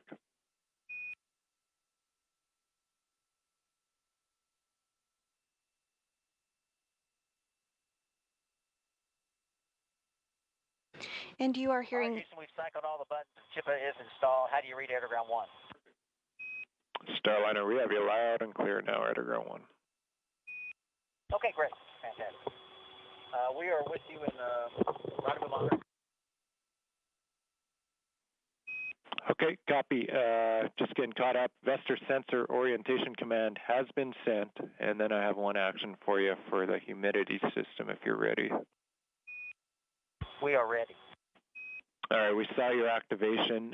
We would like to cover the desiccant under seat 1, and so whenever it's convenient, we want you to go to the provisions bag on the cargo adapter, get the desiccant cover out, and you can use that to cover the desiccant under seat number 1. How copy? Okay, Sonny will grab that and we'll cover the desiccant under seat 1. Good words.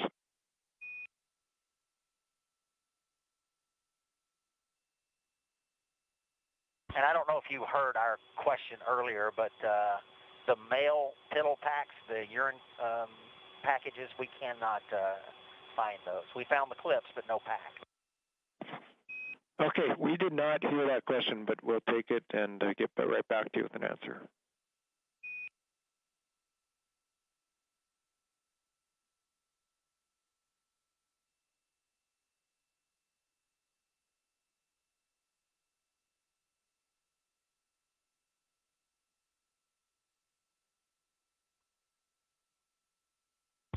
And one more time, the location of that desiccant cover, Houston.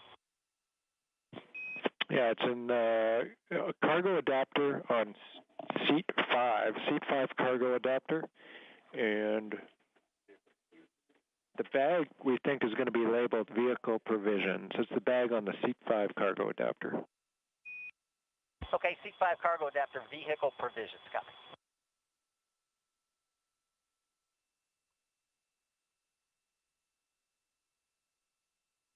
And you did hear some calls from here on the ground up to the crew of Starliner.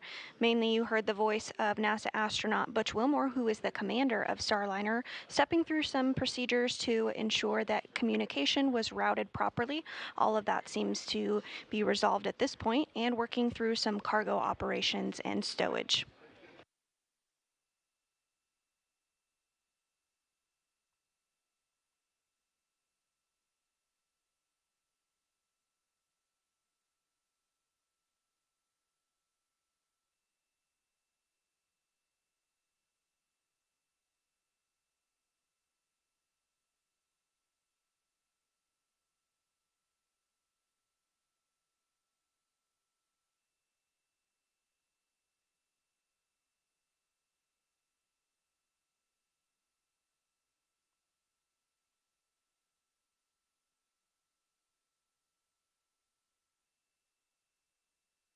Okay, Houston, I put the cover on the underneath seat 1.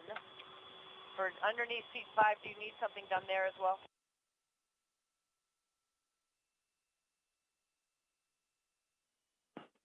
Copy on Starliner. I think you're good, but I'll check.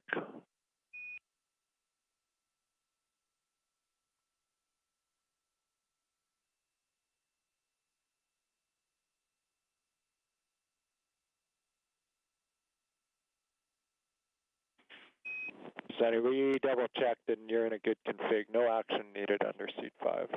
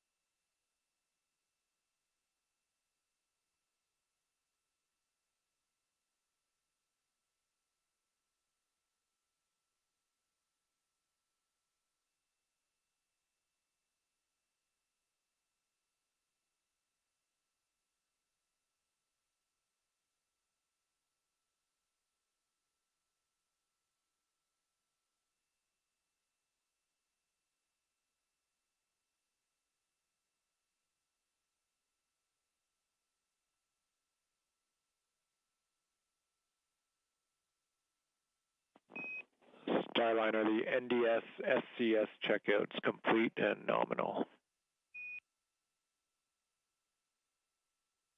Outstanding. Thanks.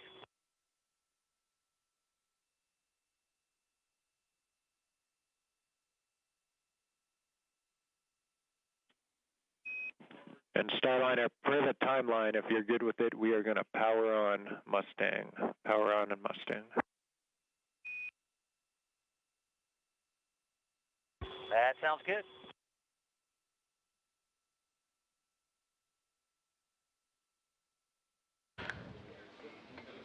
Capcom calling up to the crew. They're going to power on the Mustang system. A reminder that Mustang system is the series of cameras and microphones that are throughout Starliner's cockpit. In this case, they're going to record a message to send down to Earth later. A few remarks on the mission so far, what Butch and Suni are thinking. But they should be simultaneously downcasting that over the air to ground loop, and so we should be able to pick it up here on the live feed.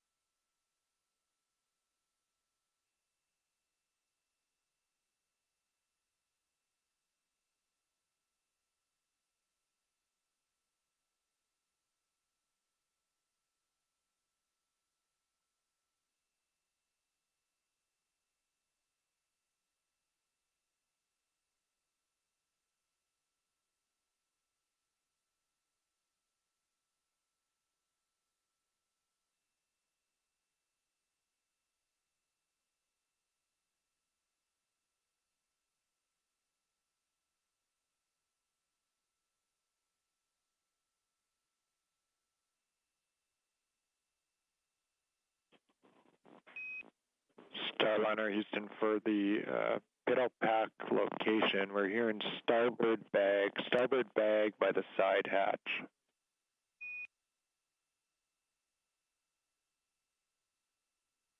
Say again, what was it you said the location for what? It's the location that you were asking about for the Piddle Packs and starboard bag beside the side hatch.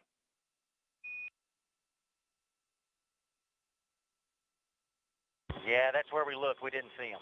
We'll look again. Yeah. There was the yellow clips were there. There were some pads, but there were no bags for the pads. Copy all, and we'll dig deeper somewhat.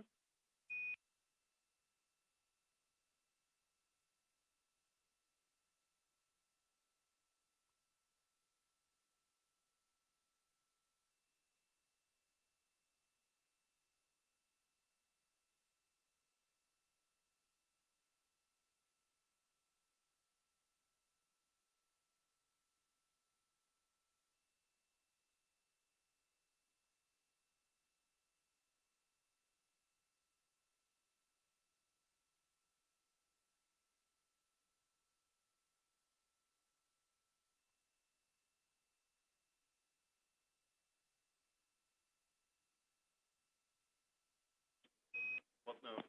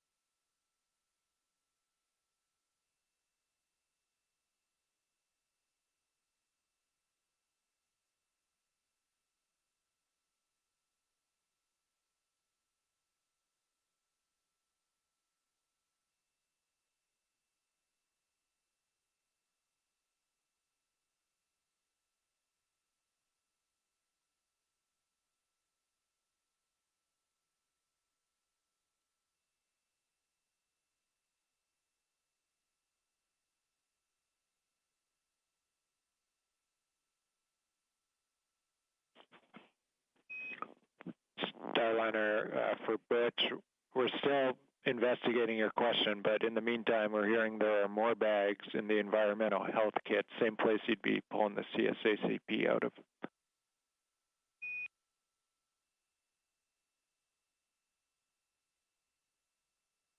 We copy. Yep, we found some bags. Copy.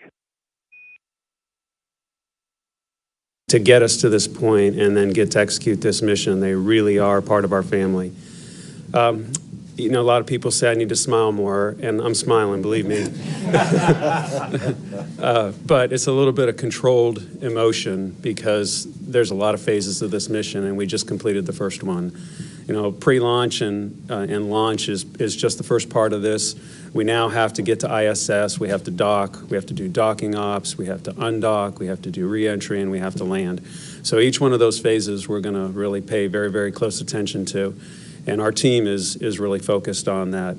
So, you know, that as we go through each piece of the mission, there's flight test objectives that we're gonna go accomplish. And we've already started that. And Steve talked about a couple that we have in front of us to get to docking, and that's where our team is really gonna be focused.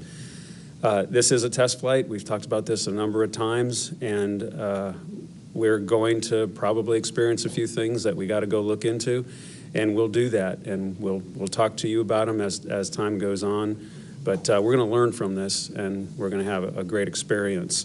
We're on orbit with Butch and Suni, and it's been a long time coming, and we're really, really proud of the team that got us here. Again, thanks to everyone for participating in this and getting us to this point. Thank you, and I'll turn it over to Tori. Thank you. Well, as you all know, this is our first time, and the bird made us work for it a little bit. Today we had a very quiet count, a dead nominal flyout, and I'm not allowed to release our orbital insertion accuracy bullseye yet because it's preliminary, but that might be the best one we've ever done. After we separated, Administrator Nelson and Pam Milroy turned to me and said, does this feel any different, Tori? Yesterday, I knew that I have come, you know, I'm coming up on 450 personal launches. Pretty sure I'd seen everything. But I have to tell you, there is absolutely nothing like this. And we are very, very proud to join this human spaceflight community.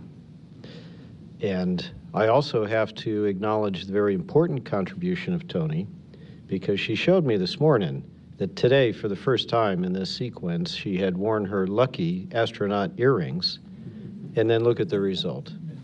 So thank you very much. Proud to be with you all. Thank you all for those opening remarks. We're now going to open up the floor to questions to media here in the room and over the phone. As a reminder for those joining over the phone, you may press *1 to ask a question.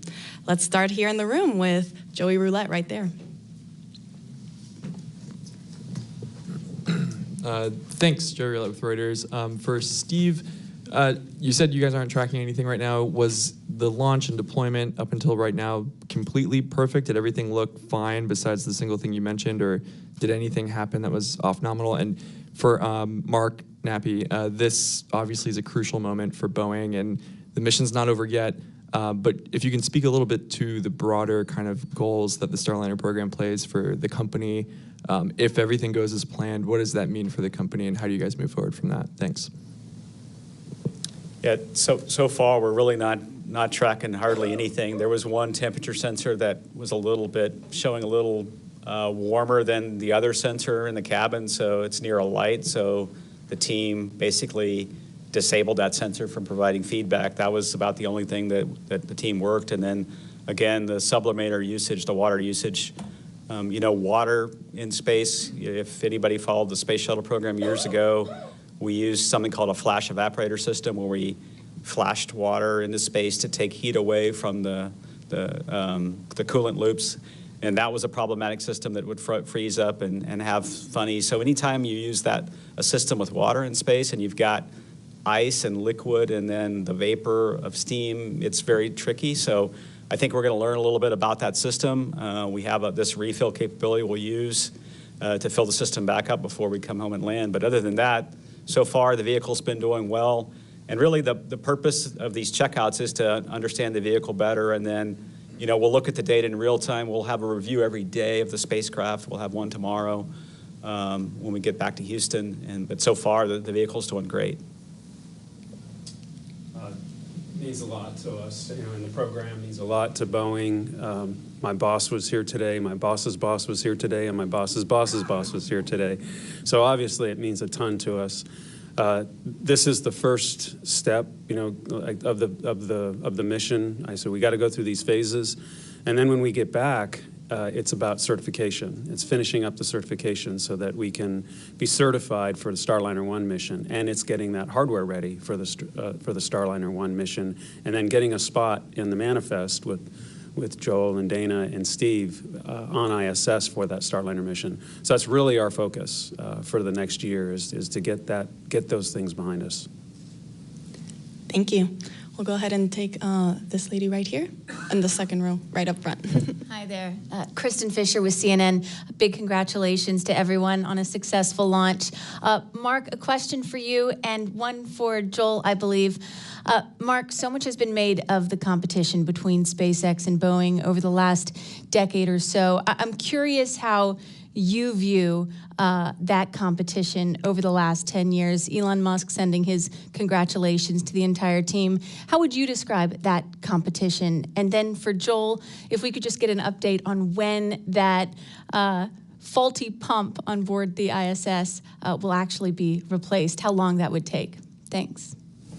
I think you guys think it's a competition. We don't see it as a competition. We've got two providers that are going up to the International Space Station, and SpaceX is up there, and we're up there now as well. So this is something that NASA has planned, and we've accomplished it. And of course, that next step is certification. I saw the tweet. That's awesome.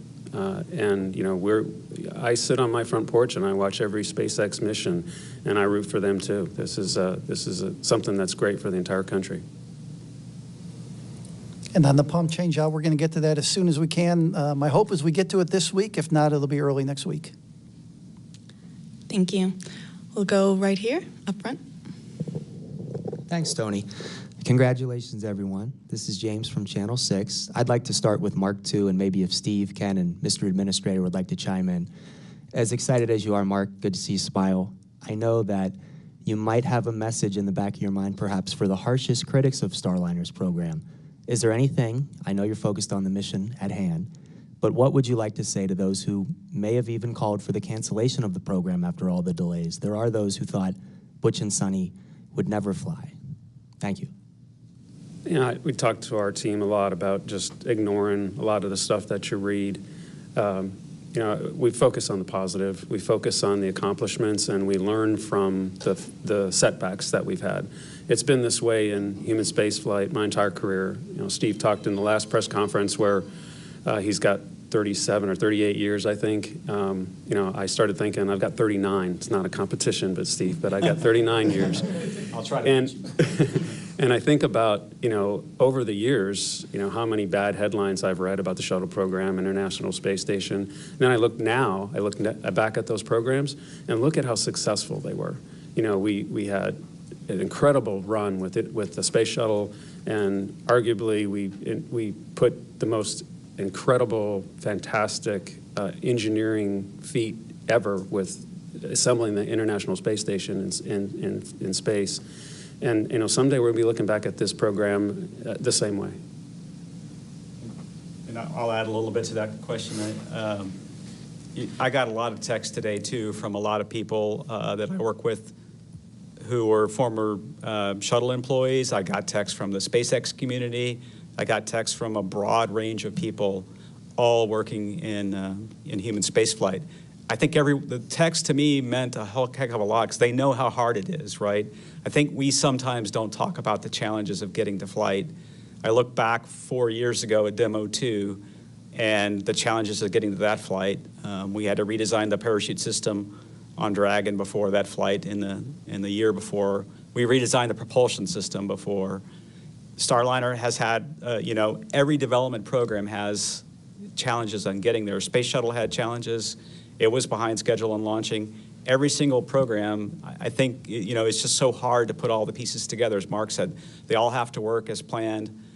You qualify them, you test them, and then you learn about them and you fly them in space. And so we've stood side by side with Boeing, working hard. We need 2 providers. We need 2 space transportation systems. It's hugely important to us.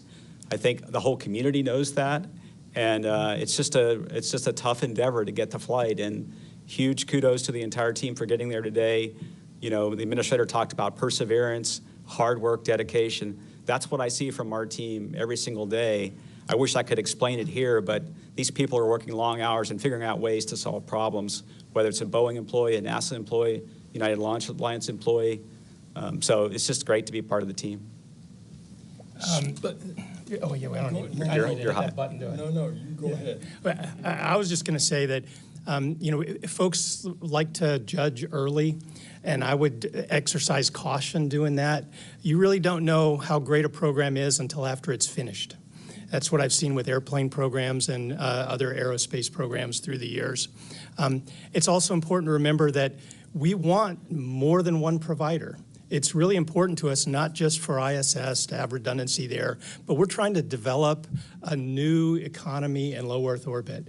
And to do that, we want to have a field with multiple competitors. We'd like to see 3, 4 someday, right? And it starts by developing 2. Sorry to cut you off, boss. Not at all, not at all. He's the real deal. Former space commander. The overall answer to your question is space is hard. And you better not mess it up by not going when you've tried out everything and you know that it is as safe as possible when you put a human on board. And sometimes that takes time. And the proof's in the pudding. Look what we've been through in all of the different space programs of NASA from the very get-go. And sometimes they were very painful. And when we didn't get it right, because mistakes were made, the entire country suffered. So my hat's off to the team here. They waited until they got it right. As Joel said, we've still got some to come. Steve said this too, because this is the first time that the spacecraft that doesn't have wheels, like the shuttle did, is going to land on land. And it's going to come down in the Utah desert as the primary site. And so this is a whole new adaptation. So they waited until it was right. Thank you. Well, we'll take it right here up front. Yusuke Tomiyama, the Yomiuri Shimbun, Japanese Daily. My question is for Senator Nelson. You mentioned further lunar exploration in your first remarks, so I'd like to ask you, apart from Starliner, China's lunar probe successfully collected samples from far-side moon surface for the first time. So what do you think on this achievement, and do you have any plan to collaborate with China for science research of these samples? Thank you. Did you specifically ask at first about Chang'e 6 that landed on the far side of the moon? Okay. Well, my congratulations to the Chinese space program. I have said over and over that they have a very good program. They have made lots of progress in the last 10 years. I would like very much, and have said this publicly many times, for them to be more transparent, more open, less secretive. And yes, we need to cooperate on things. The one thing that we did cooperate on was deconfliction in Mars orbit. But there are plenty of other opportunities for deconfliction and cooperation. And I would welcome that. But of course, today, and I respect your question, today is about the Boeing Starliner. All right, we're going to take some questions over the phone. First up, we have Michael Sheets with CNBC. Hi, everybody.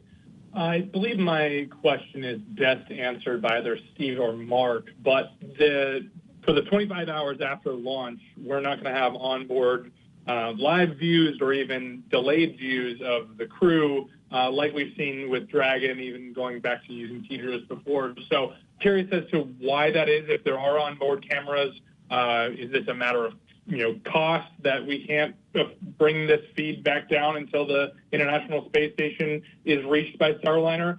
Appreciate any clarification here. Yeah, we do have a camera on board, a system called Mustang. It is not active for live feed during flight, but once we do get to station, we'll get feed, and of course when we get back down, we'll be able to get all the video. We are looking at being able to provide live feed in flight, but that won't be for a couple of flights. All right. Next up, we have Micah Maidenberg with the Wall Street Journal. Hi, thank you so much. Mark and Steve, is it possible to say how many out of the, I believe it's 87 test flight objectives are already kind of crossed off, given where the mission is just right now? And could you describe just what are one or two of the more higher risk moments from here on out? Thanks so much. So yeah, it certainly is possible to cross off all the flight test objectives, but I don't have those numbers in front of me, but I can kind of give you a little bit of a summary of what they look like. There's a little bit of manual flying that would like Butch and Suni to do with the hand controllers. That'll happen here in the next day. And then there's a lot of, I'll call them ergonomic types of flight test objectives. How do the seats fit? How do the suits work? How do the displays look? And, and there's numbers that are associated with all those things that I just rattled off that add up into the 87. And then, of course, when we get close to docking, we'll do some more. And when we get docked, there's additional ones as simple as how does the cargo come out and how does the cargo go back in? Those are the types of flight test objectives that will be satisfying. Steve? Yeah, I think Mark said it well. We don't have the exact number today because they're happening as we speak here. Maybe we could talk a little bit about what we've accomplished after we dock. The big things coming up. Obviously, docking is a high interest event when you're bringing two vehicles close to each other, like Starliner as it approaches the forward port of station.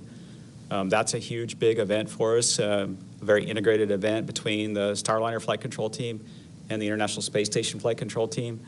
And then, once we get docked, we have a big objective to demonstrate what we call safe haven. So that's a demonstration where we have the crew go into Starliner and use only the Starliner assets. If something were to happen on station, we have this capability in both Dragon and very soon Starliner. We'll demonstrate that. And then at the end, obviously, the deorbit and landing are huge events that we'll continue to learn a lot about. I would say one thing, about the spacecraft is this is the first time with a crew on board. So first time that the life support system is operating today. We've tested it on the ground. It worked great, but we're learning a little bit about that as well. Huge important objective for the flight as well. Thanks. We're going to take one more question over the phone before we come back to the room. We have Andrea Leinfelder with the Houston Chronicle. Hi, congrats on the launch today. I understand that these could change. Can you give me the dates you expect Starliner will undock from the station, and then the date and location you're targeting for landing? Thank you. Yeah, we have a number of landing opportunities. The first one would be the earliest would be June 14th. We would undock around 3:17 in the morning. That would be Central Time. With a landing around 8:38 Central Time. That would be at White Sands Space Harbor.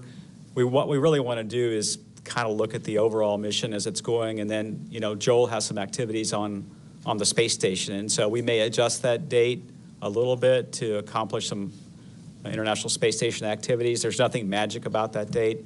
A few days later, we have another set of opportunities as well. So we'll take a little time once we get docked. work with Joel and his team. He talks about some spacewalks that they would like to do as well, and so we'll work out the choreography of all those different events. But right now we're really focused on Starliner and docking tomorrow. All right, we'll take some questions here in the room. We'll go to Ken Kramer. Hi, thank you. Congratulations to everybody. It was spectacular to see that after so many years of hard work. So Ken Kramer, Space Up Close, right. So Tori, I want to follow up on a question I asked you at the end of the last briefing. You mentioned that, you don't do the RAN steering, and it's a unique orbit, suborbital actually, that you deliver it to. So I guess, and for safety reasons. So I'm kind of curious, why don't you use a third SRB to get to orbital velocity? Oh, sure. Great question. So for those of you who are not familiar with it, RAN steering, right ascension ascending node, is a guidance technique that allows one, if you have enough energy and the guidance algorithms to pull it off, to give you a larger launch window when you're going to a target like the International Space Station, which is an intercept target, because there is only one perfect instantaneous moment to go for the least energy. That technique allows you to go early or go late, and then without wasting very much energy, re-intersect onto that ideal path. We don't do that here because it would not benefit safety, and we don't energy for it. We certainly could put a third booster on, third solid, and go orbital, but the whole idea behind this trajectory is that there are no blackout periods all along its path where the G-forces would be too great in an emergency abort separation of the capsule for the astronauts to be uninjured, and at the end of that journey, we're just short of orbital velocity, so that if, God forbid, the propulsion system on the wonderful Starliner did not function properly, they would still get a free return safely to the Earth. So it's all about crew safety. It's really not about performance. And that gives us every possible chance to make sure the crew is safe throughout that trajectory. That causes us to fly low and flat for us, which is why we have an extra RL-10, because you need more thrust to do that. Does that make sense? Well, I still don't understand why the third SRB doesn't change the situation. We could put a third SRB and we could go orbital, but then at that point, if we didn't have propulsion on the capsule, they could not free return. They'd be stuck in orbit until they naturally decayed, which might take a while. You'd have to look at what does that do to your acceleration profile in first stage. If you had a third solid rocket motor on the side, that's going to get you going a little faster in that first stage.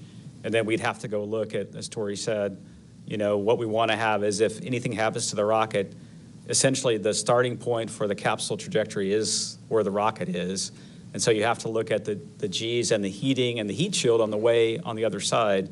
So it's all optimized for the two solid rocket motors, for crew safety for aborts, and then you essentially have almost a free return back to even Edwards Air Force Base should we not be able to do any of the burns. There's a small burn you could do to get to Edwards, and then on the second orbit also you could go to Edwards Air Force Base as a safe landing, as a contingency site. So.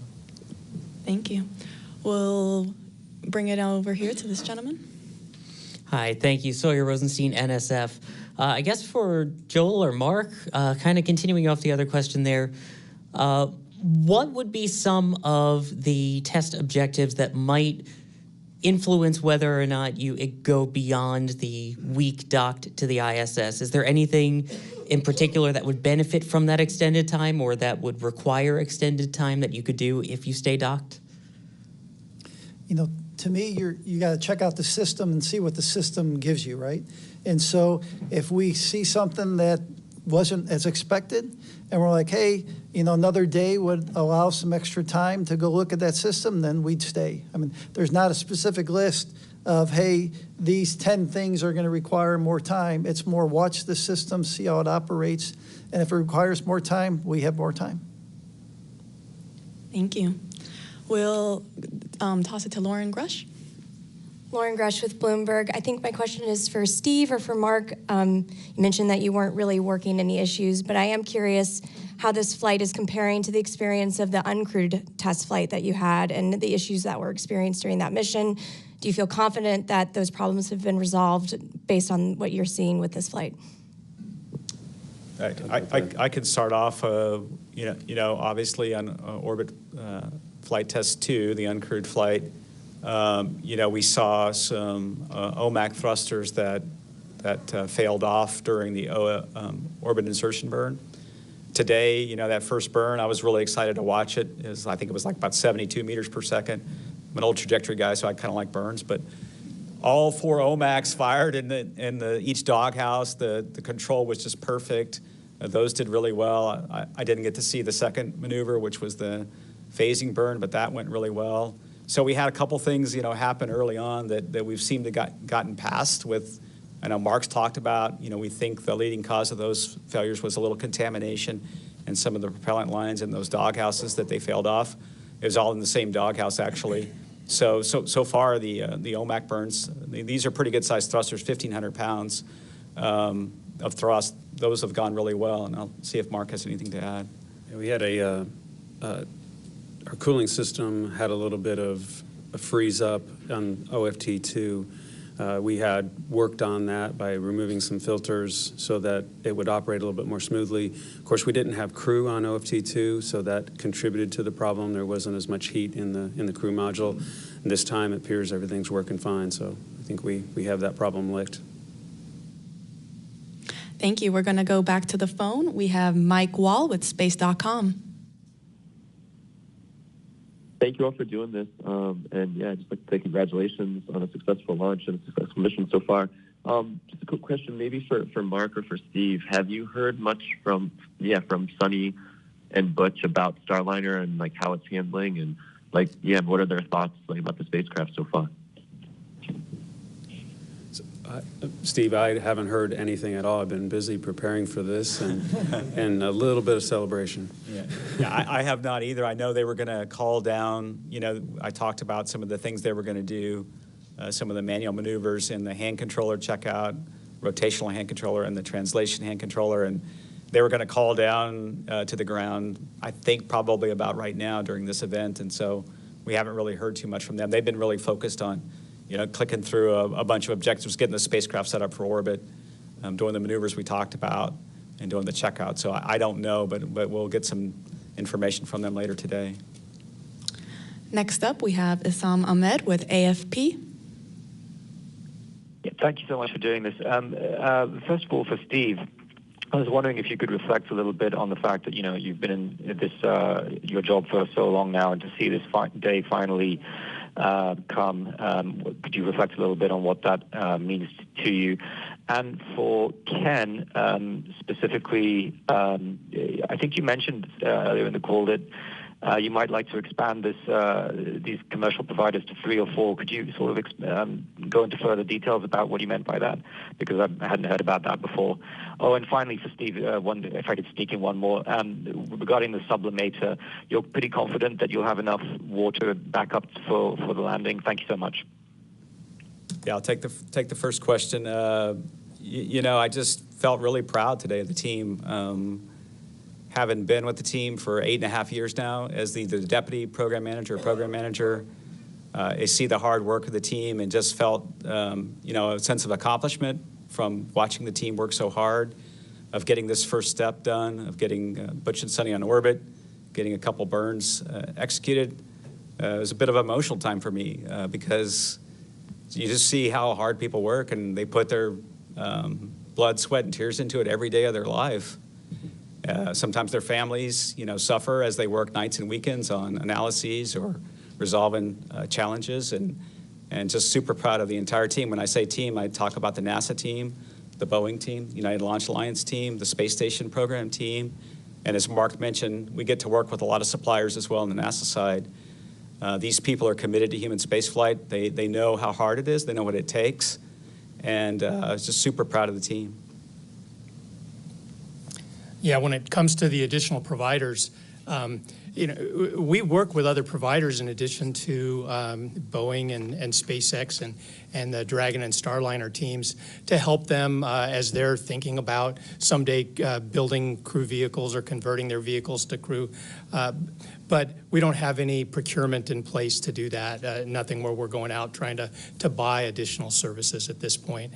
But I would love to see the low Earth orbit economy grow so much that we need all those vehicles, right? So that was behind my statement is I would like to see that growth in low Earth orbit so that we see this vibrant activity with lots of different launches with lots of different vehicles someday.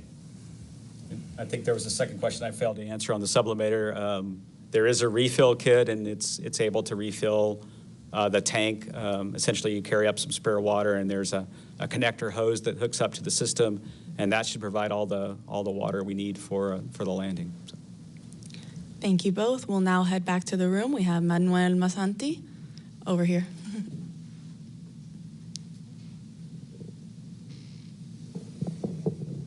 Thank you, Tony. Manuel Masanti, Exploración Espacial. Question for Mark. I understand that Boeing has 2 operative capsules right now, Calypso in orbit and another one preparing for Starliner 1. Do you have the intention of having more of them? Like a third one is being in production, or with 2 is fine for the operational missions? Thank you. For the flight rate that we have right now, flying once a year, 1 is plenty. But to fly twice a year, which is a request from NASA on our contract, we need 2 capsules, so to turn them every 6 months. So 2 is sufficient for what is in the plan. If, like Ken talked, if there becomes a low Earth orbit market where there's additional International Space Stations, additional flights, then that would drive additional vehicles. Thank you. We'll now go to this gentleman up front here. Yes, hi, Bert Dicht from the National Space Society. I'd like to ask a question to Tori. You mentioned this is your first crewed launch of a spacecraft, and obviously you'll be going through your processes and procedures as you prepare for the next one, but any initial impressions about everything in terms of this flight? Yes, well, I'll just say that, we had, as you know, 2 scrubs that preceded this, and they were routine issues that, we'll be able to take corrective actions for and be less exposed to that kind of issue going forward. So it gives us a little bit more focus on launching on time as well as mission success. I was proud of my team that they took no shortcuts, and throughout this process, we kept focused on Suni and Butch because that is a more precious payload than we have ever flown before. So yes, like the Starliner team, like the NASA team, every mission is followed by, a hot wash and lessons learned and improvements going forward. Thank you, Tori. Next up, we have this lady right here up front. Gina Sinceri, ABC News. I'm not sure who would know the answer to this. Did Butch and Suni say anything on the ride up to you or any response? Sorry, who was the question for? Did Butch and Suni say anything? Is that what your question? Right. Did you get any feedback from them on the experience going up? I didn't copy anything on the comm loops. I mean, they were professional test pilots on the way up, looking at the various abort boundaries and looking at the systems. And, you could tell they were excited and ready to go. We heard their remarks before they lifted off. And so, no, I don't think they said much. I can imagine their faces when they got in orbit and, in zero G, and just imagine how excited they were congratulating each other to be in space. And after participation in this whole development of Starliner. So. My guess is they never lost their smile. Yeah. They did congratulate Tori for becoming part of the Human Spaceflight Club, which I think we need to cut his tie or something. Yeah, that's true. Yeah. Thank you. We'll now go back to the phone. We have David Denault with About Space Today. Good afternoon. And I guess it's not maybe a coincidence that both the administrator and the associate administrator are sitting next to each other. But gentlemen, each of you had a unique experience. STS-61C and STS-73, long delays. How do you put yourself in like Butch and Suni and all of their delays? What was that like? Okay, well, first I'll say that the administrator and he actually has the record because he did it first, but they scrubbed 6 times on his launch, and on one of my launches we scrubbed 6 times. So Butch and Suni, they didn't come anywhere close to that, right? They were in quarantine probably longer than I was because of the distance between their scrubs. But what I found with each one of my scrubs was we were a little more relaxed, a little more prepared, and we got a little more rested, and we were really good at strapping in by the time we got a few under our belt. I don't know. What about you, sir? Same thing. At least the weather was not a concern for the 3 times on Starliner. The weather certainly played a big part with regard to some of our scrubs. So, yeah, it gets old hat when you strap in, and it's just another day at the ranch. Thank you. We can now take one more in the room. We'll go to Will Robinson-Smith right there. Thank you, Will Robinson-Smith with Spaceflight Now. Appreciate the time and congratulations again. Question for either Ken or Steve. Assuming that everything goes well with the rest of this mission, you get back, you get through the data, and you press on to Starliner 1 next spring, has a decision been made on the seat swap agreement with Roscosmos and their cosmonaut and how that flight situation will work in 2025? Thanks. Well, on the seat swap agreement, I'll talk about that, and Steve can talk about the other part. Our Russian colleagues want to get more data and see how this mission goes, and then we'll talk with them. They've said previously that they want to see 3 crewed flights before they're ready to do a seat swap. So we need to work through that with them, and Joel might have something to add there. He's been working that when he was the ISS program manager. Yep, we already have 1 seat on the Dragon mission, but the plan is to get to do the crew swap on both vehicles as quickly as we can. And so, as Ken said, we'll be watching this mission, taking lessons learned, and then as quickly as we can, we're going to be putting that in place. Yeah, and our goal is to, once we get the flight back, get Butch and Suni back landed safely, evaluate the data, complete the certification that Mark's talked about, and then, we'll get Starliner in the rotation as soon as we can. Thank you. We have time for one more question here in the room. All right, we'll go to Jeff Faust right there. Jeff Faust of Space News. Probably for Steve or Mark, just to follow up on an earlier question about video from inside the capsule. How long after Starliner gets to the station will you be able to bring back some of that video? I think there's a lot of interest and maybe even expectation to see what it's like inside Starliner. I don't know the answer to that. I'm not sure, Jeff. I know we'll have to downlink the data. It's all recorded on board Starliner, and then I assume we'll get it down within a day or so of docking. But I don't know the details of that, so I apologize. We'll make sure to get that information for you, Jeff. Thank you all to our panelists, and thank you to all the media. That's all the time we have for today, but we want to thank everyone for taking the time to ask their questions and for our panelists for answering them. Starliner is scheduled to dock to the forward-facing port of the station's Harmony module tomorrow, June 6th at approximately 12:15 p.m. Eastern Time. You can follow along starting at 9:30 a.m. on NASA Plus, the NASA app, and YouTube. And here's a look at the highlights of this historic day. Thank you, and go NASA, go Boeing, and go CFT. Here are the astronauts, Commander Butch Wilmore and pilot Suni Williams, as you can see, suiting up for their mission into the history books. This is a tradition. The whole idea here is to lose to the chief. Out of the suit-up room, Commander Butch Wilmore and pilot Suni Williams walking to an elevator at the end of the hallway. Our CFT crew taking their first steps outside, now en route to Launch Pad 41. Crew transport vehicle is entered the pad. Butch and Suni arriving on level 12. Last look at planet Earth for a while, saying hi to us. Hi, Suni. Butch getting in there. Gotten strapped into their seats here. Hatch closure complete. Roger. 3, 2, 1, ignition. Liftoff of Starliner and Atlas V, carrying 2 American heroes, drawing a line to the stars for all of us.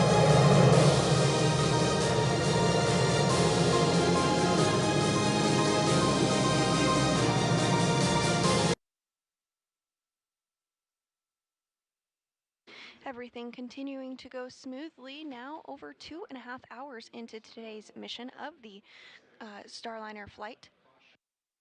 Next major milestone that we are looking ahead towards are the far field piloting checkouts that we've been discussing.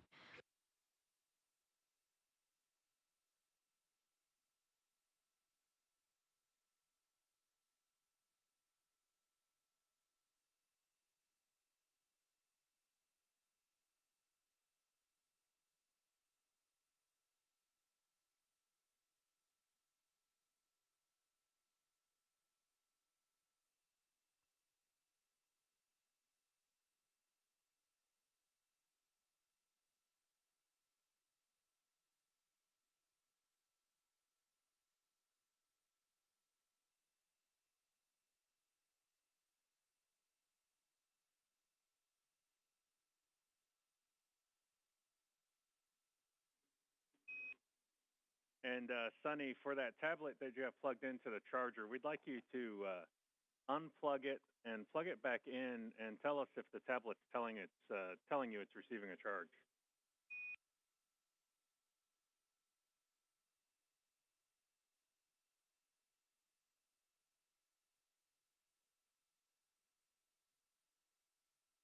All right, she unplugged it and she's plugged it back in.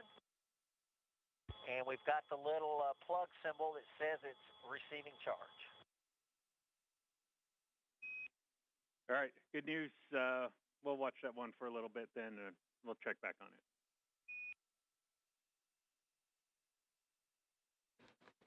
Outstanding. And Butch and Suni doing some IT troubleshooting the same way we do on Earth with unplugging it and plugging it back in. But they've confirmed that they've got good charge on the tablet they've got plugged in. Looking forward a little bit, talking about the far field demos that are going to be manually flown by the crew. We've got a handful, some RHC and THC checkout,